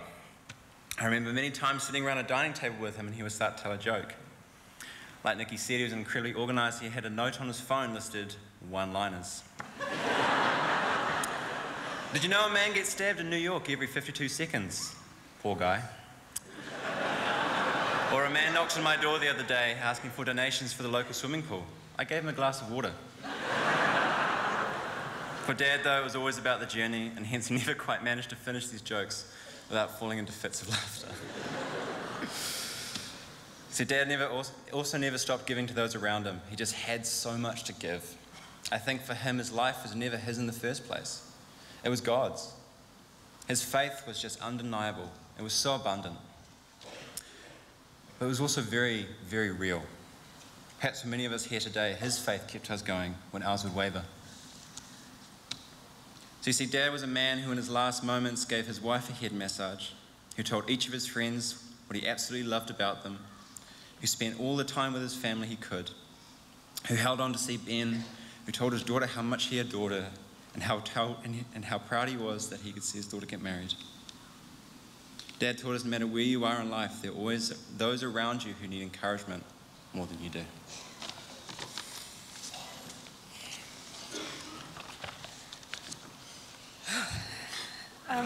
So on Dad's last night and throughout my life, he told me how sorry he was that he was unable to do the things that a normal dad could do.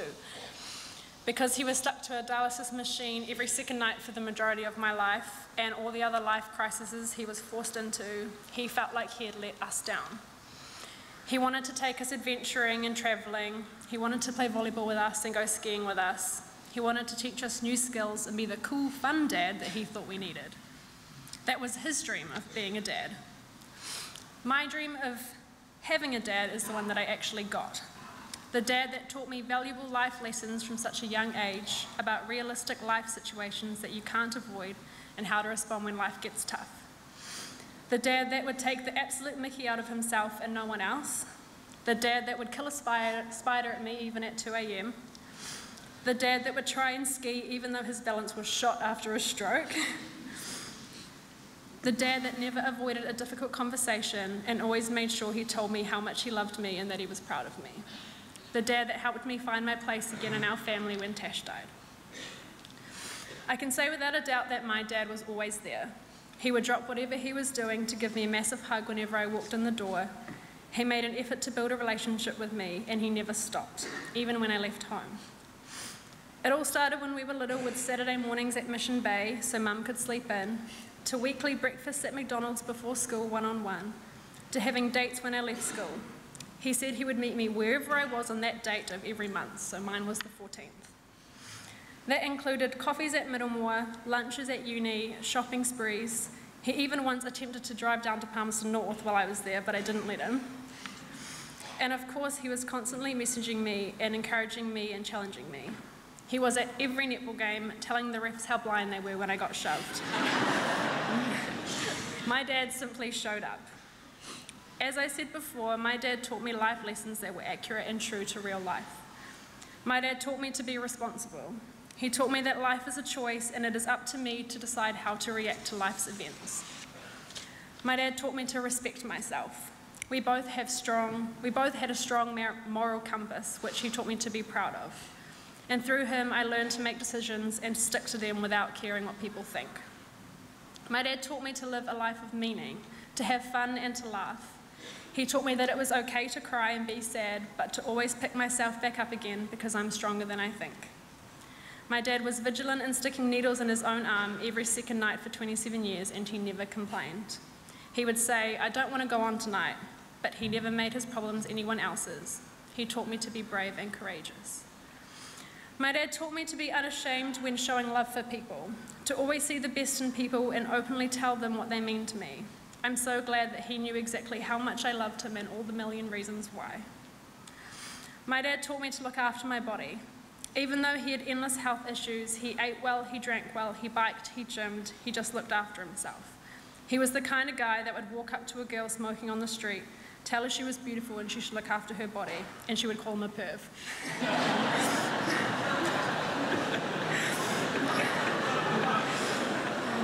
So well-meaning. I even found a reminder on his phone this week to write Libby a letter on healthy eating. 1 bag of chips is enough. Chocolate is a treat. Yeah, I deleted that reminder.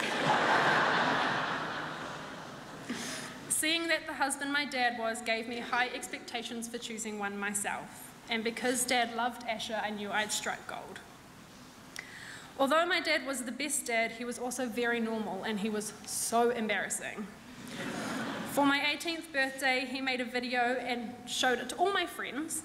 And at the end, he included a few minutes photo and video montage of all my ex-boyfriends that my boyfriend at the time wasn't too happy about. My dad made some terrible but well-meaning decisions. After Tash died, he took me shopping. I was 12 years old, and stupidly I tried on this top in Smith & Coe's that Dad liked. I looked at the price and put it back gladfully, because I didn't really like it anyway. We got in the car, he pulled out this bag and told me he loved me and to just accept it. It was the top that I'd tried on, and it was $350. I worn it twice. Another time was when Asher took him out for dinner, and Ash asked Dad if he could marry me. Dad rang me straight away and told me Ash was going to propose.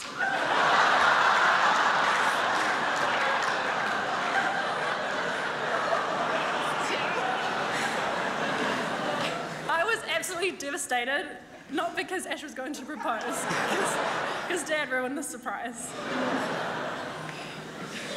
Dad made me feel like I could do no wrong. He made me feel like I was the most amazing person on the planet. He was the most encouraging person, and instead of seeing faults in people, he saw potential. He had the strongest faith I know. He had to endure life's most difficult trials, yet he always looked towards God.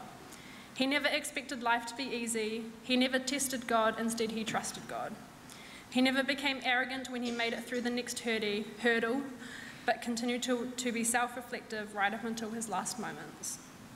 So, Dad, I will no longer be seeing your face, hearing your voice, or receiving your hugs, but I will think of you with every cup of tea. I will see you in every sunset and in every visit to the beach. I'll feel you during every bike ride and hot sunny day. I will miss you in all the familiar places of you, and for the rest of my life, I will search for moments full of you. You are in my heart always. Give Tash a hug from me.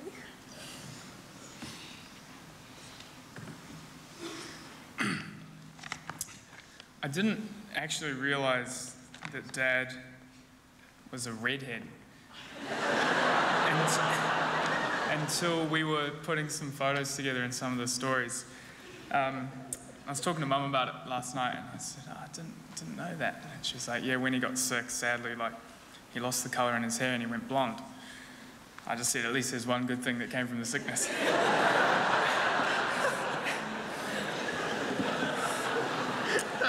Sorry. Firstly, just on behalf of the family, I want to say thank you so much for everyone being here. It's amazing to see how many people turned up. And also thank you for supporting us all over the past 10 days and actually 20-something years of Dad's battle. It's a constant encouragement. I'm going to try and not talk about the things that you guys all know about Dad. I know we all know how amazing his ministry was and how amazing his ability to fight in the hard times was. What no one knows except for me is what it's like to be raised as the only son of Andy Bray. So that's what I'm going to touch on. Anyway, well, you guys call him Andy Bray. I like to call him Handy Andy. And that's not because he was any good at tools, it's because his left hand was paralysed, and that's objectively funny.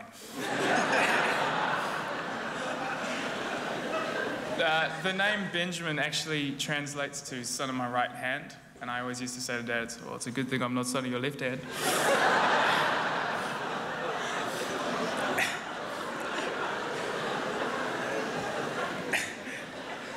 The relationship between a father and son is something special. Libby could always get away with anything, you know, she'd just go and put her puppy eyes up. But Dad was always my biggest critic. He always kept me closely accountable at all times. And if I ever set a foot in the wrong direction, he'd make sure I knew about it. But although he was my biggest critic, he was also my biggest fan. Dad always had the rare and amazing gift of encouragement. And my entire childhood and Livy's is filled with notes, text messages, and even books from Dad and Mum, dedicated to encouraging us. I thought that I would read a couple.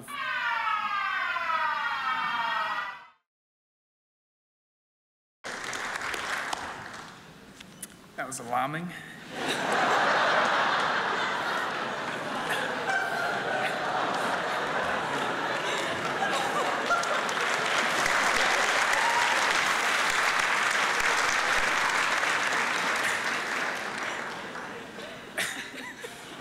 Gosh, it's becoming him, it's terrible. Dad always had the rare and amazing gift of encouragement. My entire childhood was filled with text message books from Dad, and it's great. I moved to Sydney just over a year ago, and these letters of encouragement that Dad, or texts of encouragement that Dad would send, became a regular thing and so precious, so I thought that I'd just read a few of those. Hi Ben, just mentored a couple tonight. Topic was parenting. Good memories. What an absolute privilege to be able to be your dad, mate.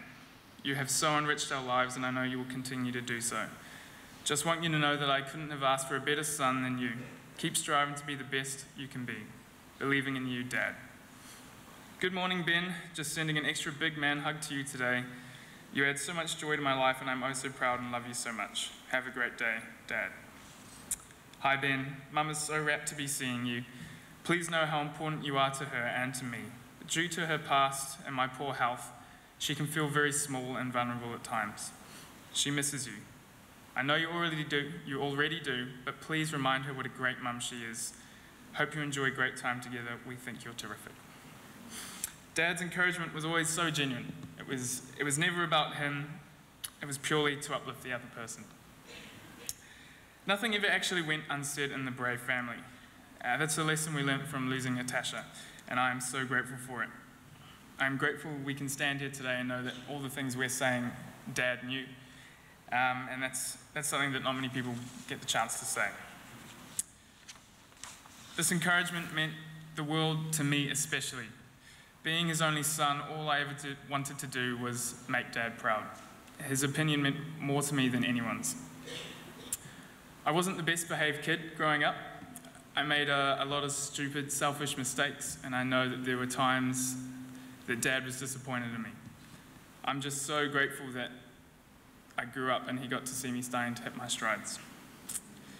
As soon as I heard things weren't going well with Dad, I booked the first ticket here. Mum called me and she said that I probably wouldn't be there in time to see him. But typical Dad kept fighting long enough that when I got there, he was just conscious enough to give me a hug. And so I went in for the hug and I kind of leant down by his bed. And as I went to stood up, he just whispered in my ear, he goes, "Not long enough." So I went back down, I was standing like this. And he goes, "I don't care how this makes you feel."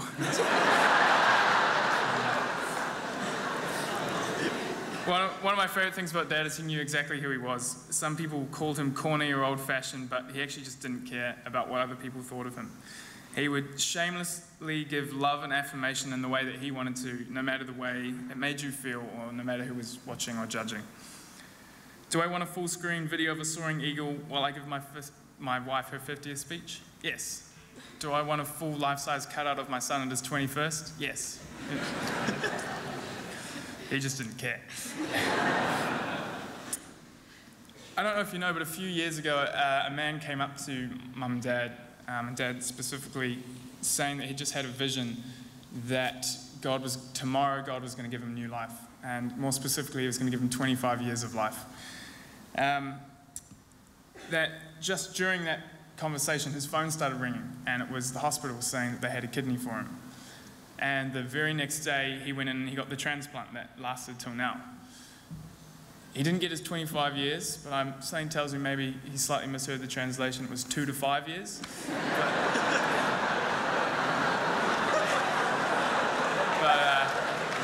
We try not to focus on the details too much. It's bizarre to think that Dad's gone. My uncle Tim and Bryce were over on the weekend, and we were standing next to the casket, and Bryce made a comment about how hard it is to lose a father, having lost his last year. I remember thinking, yeah, that would suck, that would be really hard. And then I realized I had too. It's so weird to say goodbye, so I'm not going to. But I will say this. Thanks, Dad, for everything you've given me in my life. My greatest strengths are the very things you taught me. You taught me how to play volleyball, hockey, basketball, and ski, even though you could no longer do it yourself. You taught me how to write a speech and deliver it. You taught me what it is to be creative. You taught me how important it is to surround yourself with good friends. You taught me that it's more important to listen than it is to speak. You taught me to never be a victim of your own circumstances. You taught me to love authentically. You taught me to work hard, but not too hard. You taught me how to care for women and treat them with dignity and respect. You taught me how to be authentic. You taught me to be generous with my time, attention, and belongings. You taught me to follow the rules, and you taught me how to break the rules. You taught me what it meant to live with integrity. You taught me how to laugh and how to make others laugh, and you taught me that men are also allowed to cry. You taught me to be strong, and you taught me to be vulnerable. You taught me what a genuine faith looks like. You taught me the true definition of success, and you taught me that I can get through anything, even this. The only thing Dad didn't teach me, being on a kidney dialysis machine his whole life, well, just a backstory. If you're on a kidney dialysis machine, you lose the ability to urinate. And so my dad never taught me how to pee standing up. And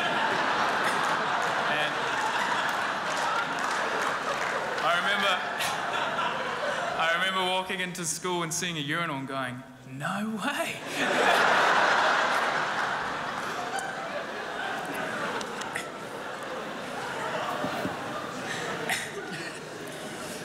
Dad, I am grateful for the 22 years that we had together.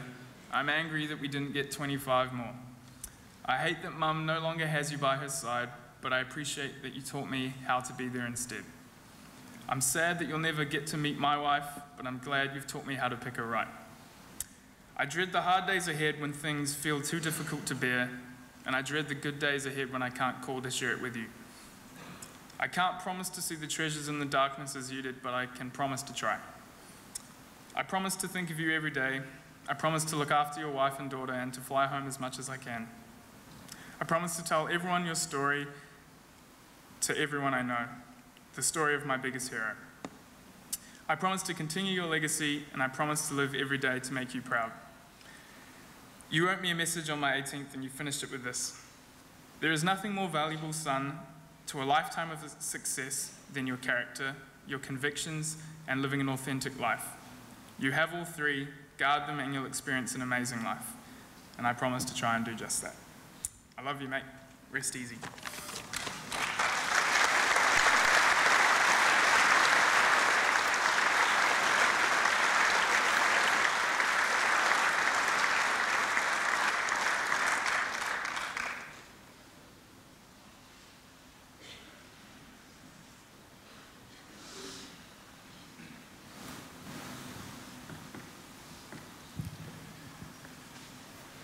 When Nikki proposed that Craig Weston or myself come up and pay tribute to Andy on behalf of his Toastmaster family, our immediate reaction was, of course we will, Nikki.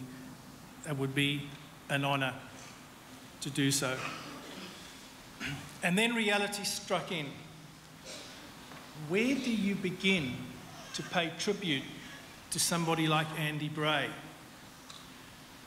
The successes, the sacrifices, all that went on in his life. How does a sapling pay tribute to a giant oak tree? So I put this question to Craig. I said, how am I going to do this, Craig? He said, mate, when it came to Andy Bray, we were all mere saplings, so just give it a go. So on behalf of my Toastmaster family, all of whom are sitting over there, can I just express our profound sense of loss and pain. Today you will hear much about Andy the man, Andy the counsellor, Andy the director of his beloved FamilyLife ministry, and Andy the friend. But I just want to share with you a wee bit about Andy the Toastmaster. Now, for the benefit of those who don't know much about Toastmastering, let me briefly explain. We're a very ordinary group of people who come together every second Thursday morning at 7 o'clock in the morning with the objective of one day converting ourselves into public speakers. And we do so by speaking, by listening, and by evaluating. And for 27 years, Andy was a core member of our club, and that was almost as long as our club actually existed. Now, in public speaking, it's important that you have subject matter, that you have topics. And very often, we talk about the stuff that is important to us. And Andy did the same. He shared with us the things that were important in his life.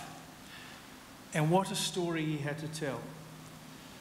Together, we laughed and we cried with him as he traversed the valleys and the hills of his life. Now, I don't have much time here today to share with you even a small fraction of some of the incredibly memorable speeches Andy shared with us, but I think this one deserves repeating. The story goes that Andy was about to give some marriage counselling advice to a young couple who were experiencing some problems in their marriage. And they had arranged for the couple to come round to Andy's home after work one evening. And plans being what plans are, it just happened to be a night that Andy needed to dialyse. So in his nonchalant fashion, he was in his bed and he just told them to pull up a chair and they began to discuss their issues. Well, it wasn't too long into the discussion when the Bray household was hit by a complete power outage. Pretty much like the alarm we had a moment ago. And of course, the dialysis machine, like everything else, stopped working. Panic set in, as you can imagine. Andy, with his special guidance, was telling this young couple how they should manually pump the machine so that the blood could flow through his arms, through his body and out the other way again. This couple certainly had bought more than they had bargained for when they turned up for advice this night.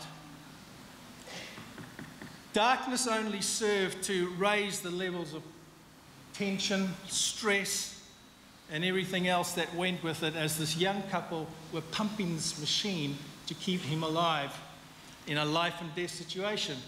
And all the while Andy was assuring them, don't worry, everything will be okay just as soon as Nikki gets home. The only thing he didn't tell them was when Nikki was going to get home. And he concludes the story, obviously everything went okay, Nikki saved the day. He concludes the story with that smile, you know that smile? We've all talked about the smile, his face creased up and his eyes disappeared. And he completes the story with a smile and he says, you know, by the time that young couple went home that evening, their petty domestic squabbles had vanished into thin air. He certainly had a way of getting things done, didn't he, old Andy? Now, last Thursday at our club meeting, which was our usual Thursday meeting, we dedicated it as a meeting of remembrance to Andy in his honour. And there were stories of humility, courage, encouragement, authenticity, all that you've already heard repeated again and again. Andy's influence on our club was immense. He taught us to live life with an attitude of gratitude. He showed us the art of evaluating with sensitivity while being insightful. He demonstrated 1,000 times the immense value of a follow-up email or call of encouragement. We were so blessed to have Andy Bray as a member of our club. Andy, we will forever miss you, more than you can ever understand. Finally, Nikki, Olivia, Ben and Asher, please know this. We are your family too. Reach out, be it now or be it any time in the future, and give us the opportunity to stand by you and support you, particularly at this moment of great sadness. Because the very least we can do is to try to love you the way that Andy loved us.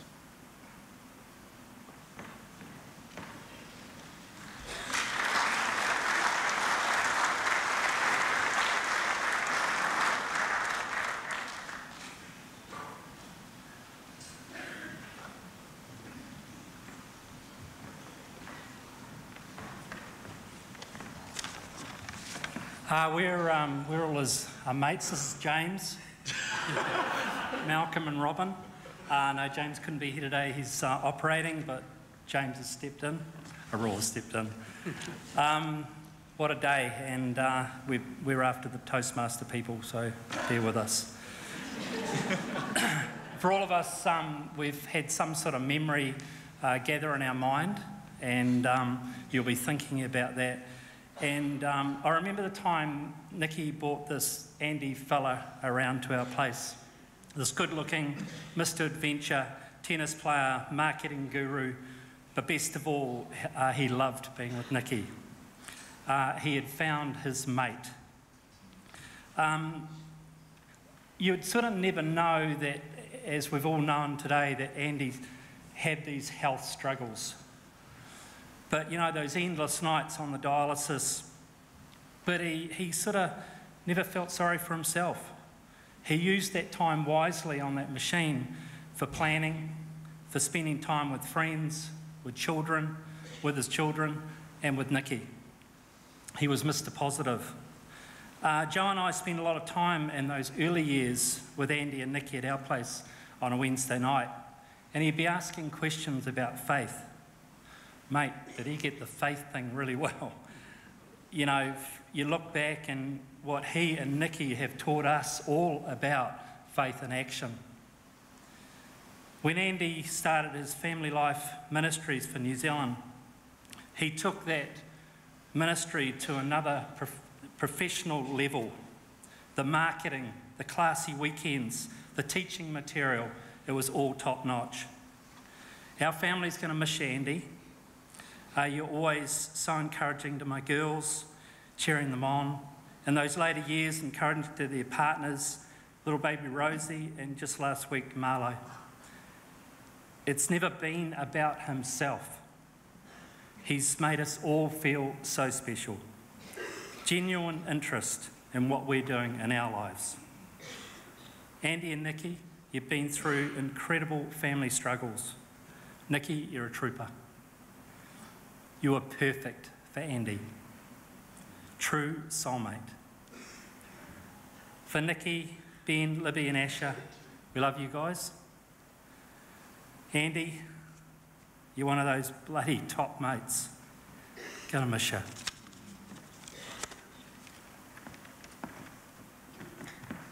As Brent said, unfortunately James couldn't be here today, but he's written something, so I'm going to read it for you. When I saw Andy last Friday, he was surrounded by family and friends and still cracking jokes.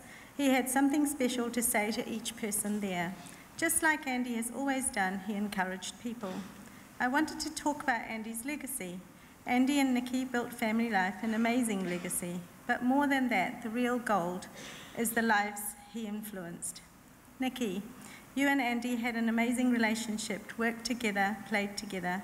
You're probably wondering how you are going to carry on now without Andy, but you have his wonderful heritage of Andy in your life, and you will go on to do amazing things on your own. Ben and Olivia, your dad has seen you grow into beautiful and talented young adults, setting out your own path in life, independent and doing wonderful things. Olivia, in your career as an OT and in your marriage to Asher. Ben and Sydney carrying Andy's creative flair and taking it to the next level. Andy would be practically bursting with pride as he told me over a wine what you were doing. Natasha, who went away before her time, and Andy is now with her. Arul and I clearly remember Natasha and Andy playing in their lounge at pantomimes and how she was like a bright little star. Our family is the most important legacy we will ever leave behind us, but Andy's legacy is more. His deep influence in all of us, his friends, his example of carrying on against adversity and all the odds. Then there are the thousands of lives Andy and Nikki have touched through their ministry over the last quarter century. All the couples whose marriages have been saved and those whose happiness has been enhanced by a meaningful relationship based on Andy and Nikki's influence. I could have told you about all the fun times and laughs we had together, but when I saw Andy last Friday, ready to move on, he was still busy building good things into the lives of all those around him who are his legacy.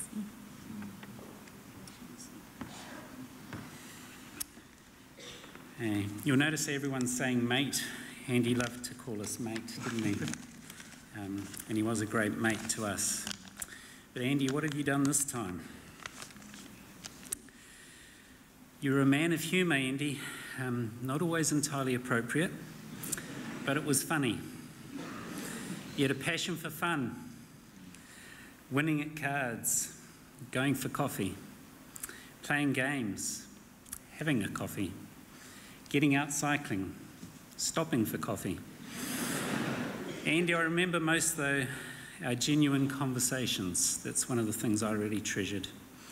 My mum passed away in 2007, and I remember at the time, Andy, you asked me, what's it like to lose a loved one? It's not something I've experienced yet. Well, unfortunately, that happened not long after. But you really empathised with me, you shared my loss, and you were never afraid to ask me the hard questions that others sometimes shy away from. And real concern and passion and really there, and I think so many of us have reflected that today. Even in your last day, as many have shared, you were looking out for us, telling us how amazing we are, encouraging us. You've been a truly great friend, mate, even though I don't drink coffee. But we'll look out for your family, Andy, we promise. Nikki, Olivia, Ben, Asher will be there. Andy will look out for them. God bless, mate. As you can tell, being by far the youngest of this lovely bunch here, our friendship with Andy hasn't been as long as these guys, but I think in the last few years we certainly made up for it. Our first memory of Andy was when he and Nikki were sharing about their lives in ministry at church years ago. Sonia and I were deeply affected by their heart for people and families and their honesty and openness in sharing their story. We said to each other this was a couple that we wanted to get to know, and we are so thankful that we did. Then we had the privilege of, alongside 4 other couples, of planting Botany Life Community Church. Andy and Nikki were one of those couples. One thing that we really appreciated about Andy was that not only was he full of good ideas, but he wasn't scared to challenge and ask the tough questions, and that really helped us a lot when we set up the church. The summer before last, Andy and Nikki came to stay with us at the beach on our family holiday. It was the first time Andy had been able to go away since his kidney transplant. Even though there were still health issues, seeing the joy and relief on his face and not being tied to that stupid dialysis machine was second to none. Another memory of Andy was that one day at church I was getting a bit emotional at something that was being said. I looked around to find any other guys who might be shedding a tear with me, but no luck. Then I saw Andy, and to my relief, he was also crying. So after church, I made a beeline for him, and afterwards I proceeded to say how glad I was that I wasn't the only guy bawling. He then informed me that since his stroke, his tear ducts had been affected, and the slightest thing made his eyes water. So great. Just a few weeks ago, I was sitting with Andy at Columbus Cafe in Botany. After talking to a few tables, the owner, who I knew, came over to say hello, and I introduced him to Andy. He was telling us how busy he was when Andy piped up and said, "Mate, the reason you are so busy is because of you. I was watching how you interact with people and make them feel so welcome. You are always going to be flat out." And that was Andy, a real encourager and always taking more interest in others than himself.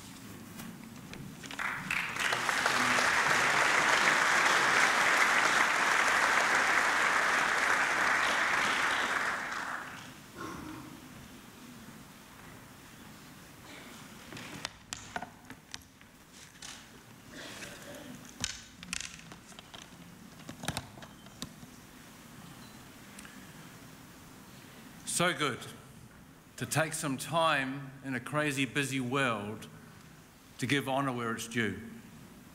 Thank you. Thank you for honouring this family today. I'm not sure if you're like me. It's difficult sometimes to make connection of theology with reality. I am deeply biblical. I love Jesus. But I don't understand the ways of God. He is too hard for me to understand. My struggle today is this. I promised a long time ago that I would never put somebody on a pedestal, because that's unfair.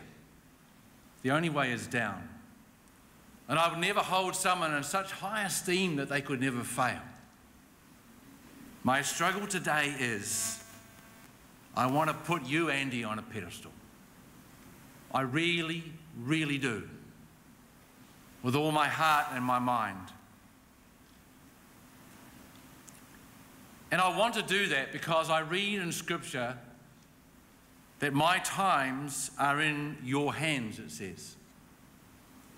I also read in Scripture, "Have you not heard, the Lord is the everlasting God, the creator of the ends of the earth. He will not grow faint or weary. His understanding, though, is beyond searching out." So I find myself caught in the middle. As I close out today, this incredible honouring of a man on a pedestal, I challenge you to make the connection of faith, hope, love, and a decent touch of reality. I have never been in the presence of a more authentic man. Somehow, head and heart came together for Andy Bray.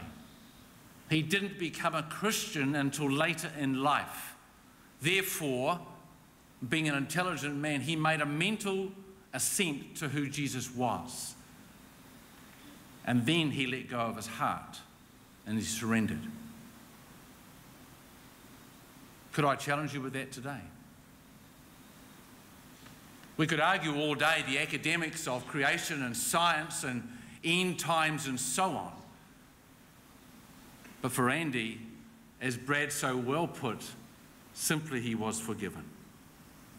Nikki, I want to say to you, I am reminded of 10 years ago,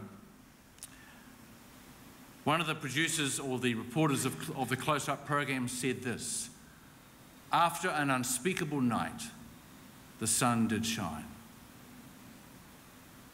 Did you hear that? After an unspeakable night, the sun did shine. Sometimes it takes a long time to shine. There is no hurry. There's the wrestle with things as they should be or could be, and we wish they were.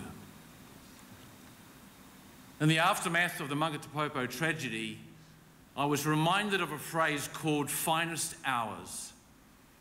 The late Sir Paul Holmes used that phrase, and I thought to myself, what is a finest hour person? And one of the finest hour persons that I talked about up and down this country was none other than Andy Bray, because he made the badge that I still wear on my coats, jump in puddles. That was his way of dealing with Nikki, your first nightmare. He was a finest hour man. And I feel so implored by that just as an incredible sports person, when he retires, sometimes they retire the jersey. Sometimes the number 5 of the lock gets put aside, as it was for Sir Colin Meads, and no one else will wear that jersey. And I'm thinking today that I should retire the finest hour badge to Andy Bray. I think it belongs to him. And I'm thankful it belonged to him.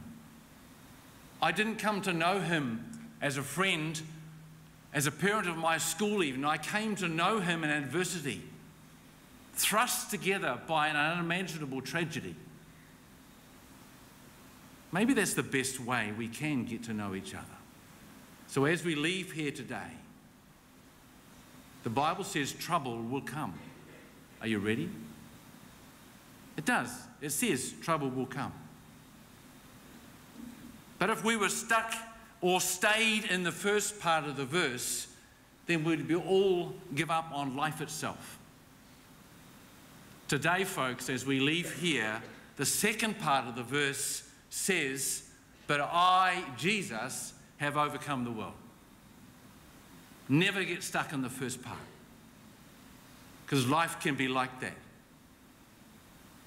And in a very uncheesy way, I want to tell you that he is the answer, Jesus. Thank you, Andy. I do put you willingly and honestly on a pedestal today.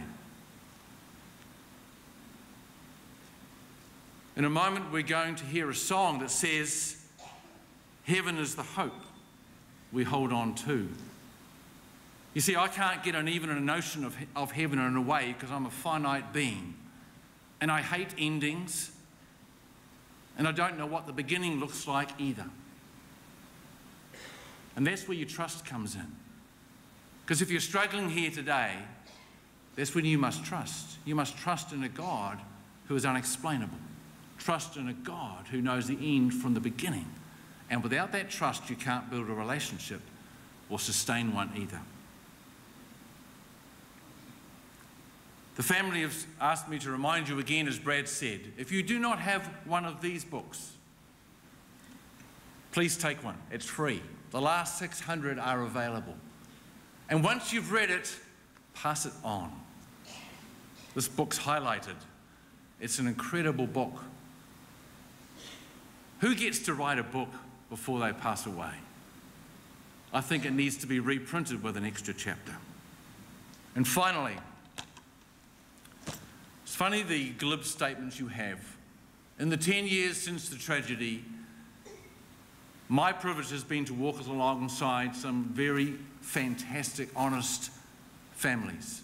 And we coined this thing called silver linings. Oh my goodness, what on earth did we do that for?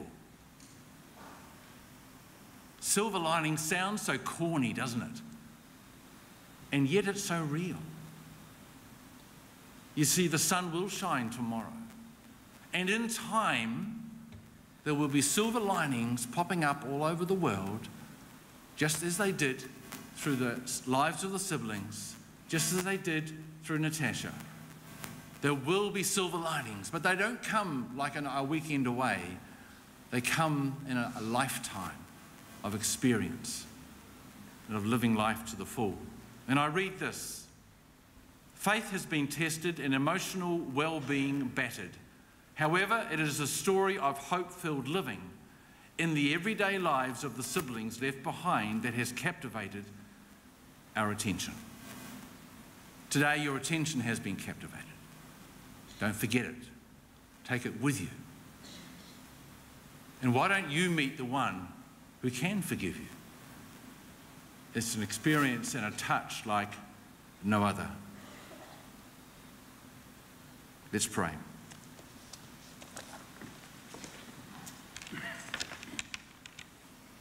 Loving God, we don't have anywhere to turn but to you. Words, even though we've heard thousands of them this morning, still don't describe why it had to be now. Why did it have to be 62 years, Lord? Why couldn't it have been 85? Why, Lord, that we are surrounded by people who seem to waste their lives, and yet you take Andy? Well, God, I put it on the table. I just simply leave it to you. I want to thank you for the present of today. This is the present. And today, would you come? Would you touch our lives? Would you look after our precious family and wider family right in front of me now? Would you touch them in the quiet moments of a sunny Auckland morning, or the dark night of 2 a.m. when no one can sleep? Would you touch them and remind them that life is not over? Maybe it's just beginning. Would you remind them that you are the author, the beginning and the end, the Alpha and Omega? And even though we don't understand, yet will we trust in you. I want to praise you, Lord, for Andy Bray. What you did in him, maybe you can do that in me also. Maybe you can do it in each one of us if we dared to be vulnerable. Father, won't you come? Thank you for precious lives. Thank you for friendships. Thank you for people we're rubbing shoulders with. Thank you for laughter and humour, the bizarre, the incredible. Wow, what a life you've given to us. Thank you for your example and your son, Andy. Thank you, Father, in Jesus' name. Amen.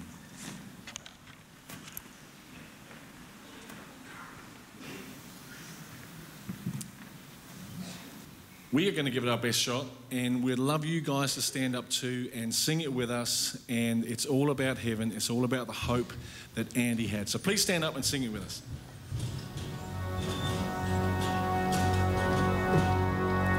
We are surrounded by a world that's not our home. We are grounded till it come our time to go, and the souls are aching with the void that won't be filled till we see our mansion high upon the hill.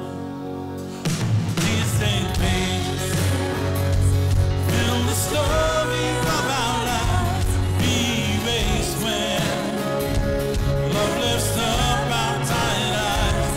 We see Jesus for the first time face to face, all the pain before a million miles away. 'Cause heaven is a home that we hold on to.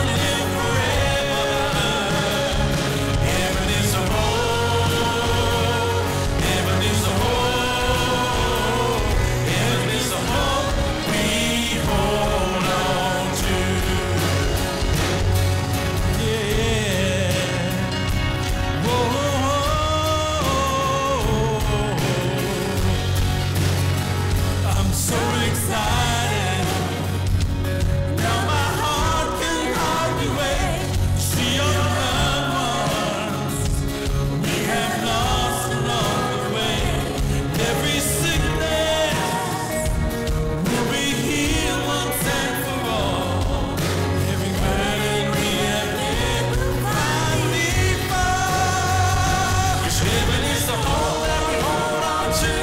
Heaven is the promise for me and you. Already I is passing through to something better. We will make it last all through the night. The joy is gonna come with the morning light. Heaven is a place where you and I are gonna live forever. Heaven is the hope. Heaven is the hope. Heaven is the hope we hold on to. There ain't no more pain, and no more sorrow. There be no more pain and no more sorrow. It could be today, it could be tomorrow, but building life and flow. Heaven is ours. Heaven is the hope that we hold on to. Heaven is the promise for me and you. All we really are is passing through to something better. We will make it last all through the night. Joy's gonna come with the morning light. Heaven is a place where you and I are gonna live forever. Heaven is a hope. Heaven is a hope. Heaven is a hope we hold on to.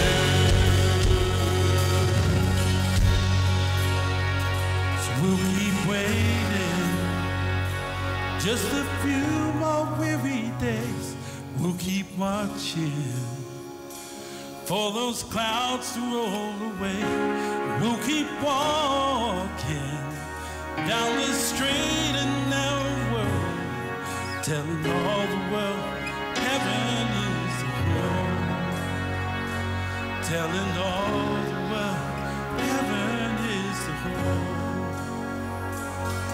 Telling all the world heaven is the home.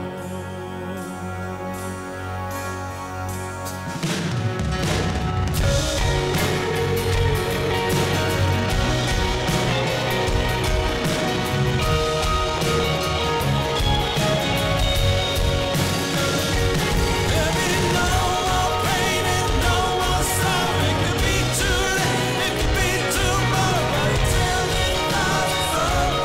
Heaven is ours. My heart can't wait for that day come from here to say, now well done, until my time to go. Heaven is ours. Na na na na na. Na na na na na. Na na na. Heaven is ours. Na na na na na. Na na na na na. Na na na. Heaven is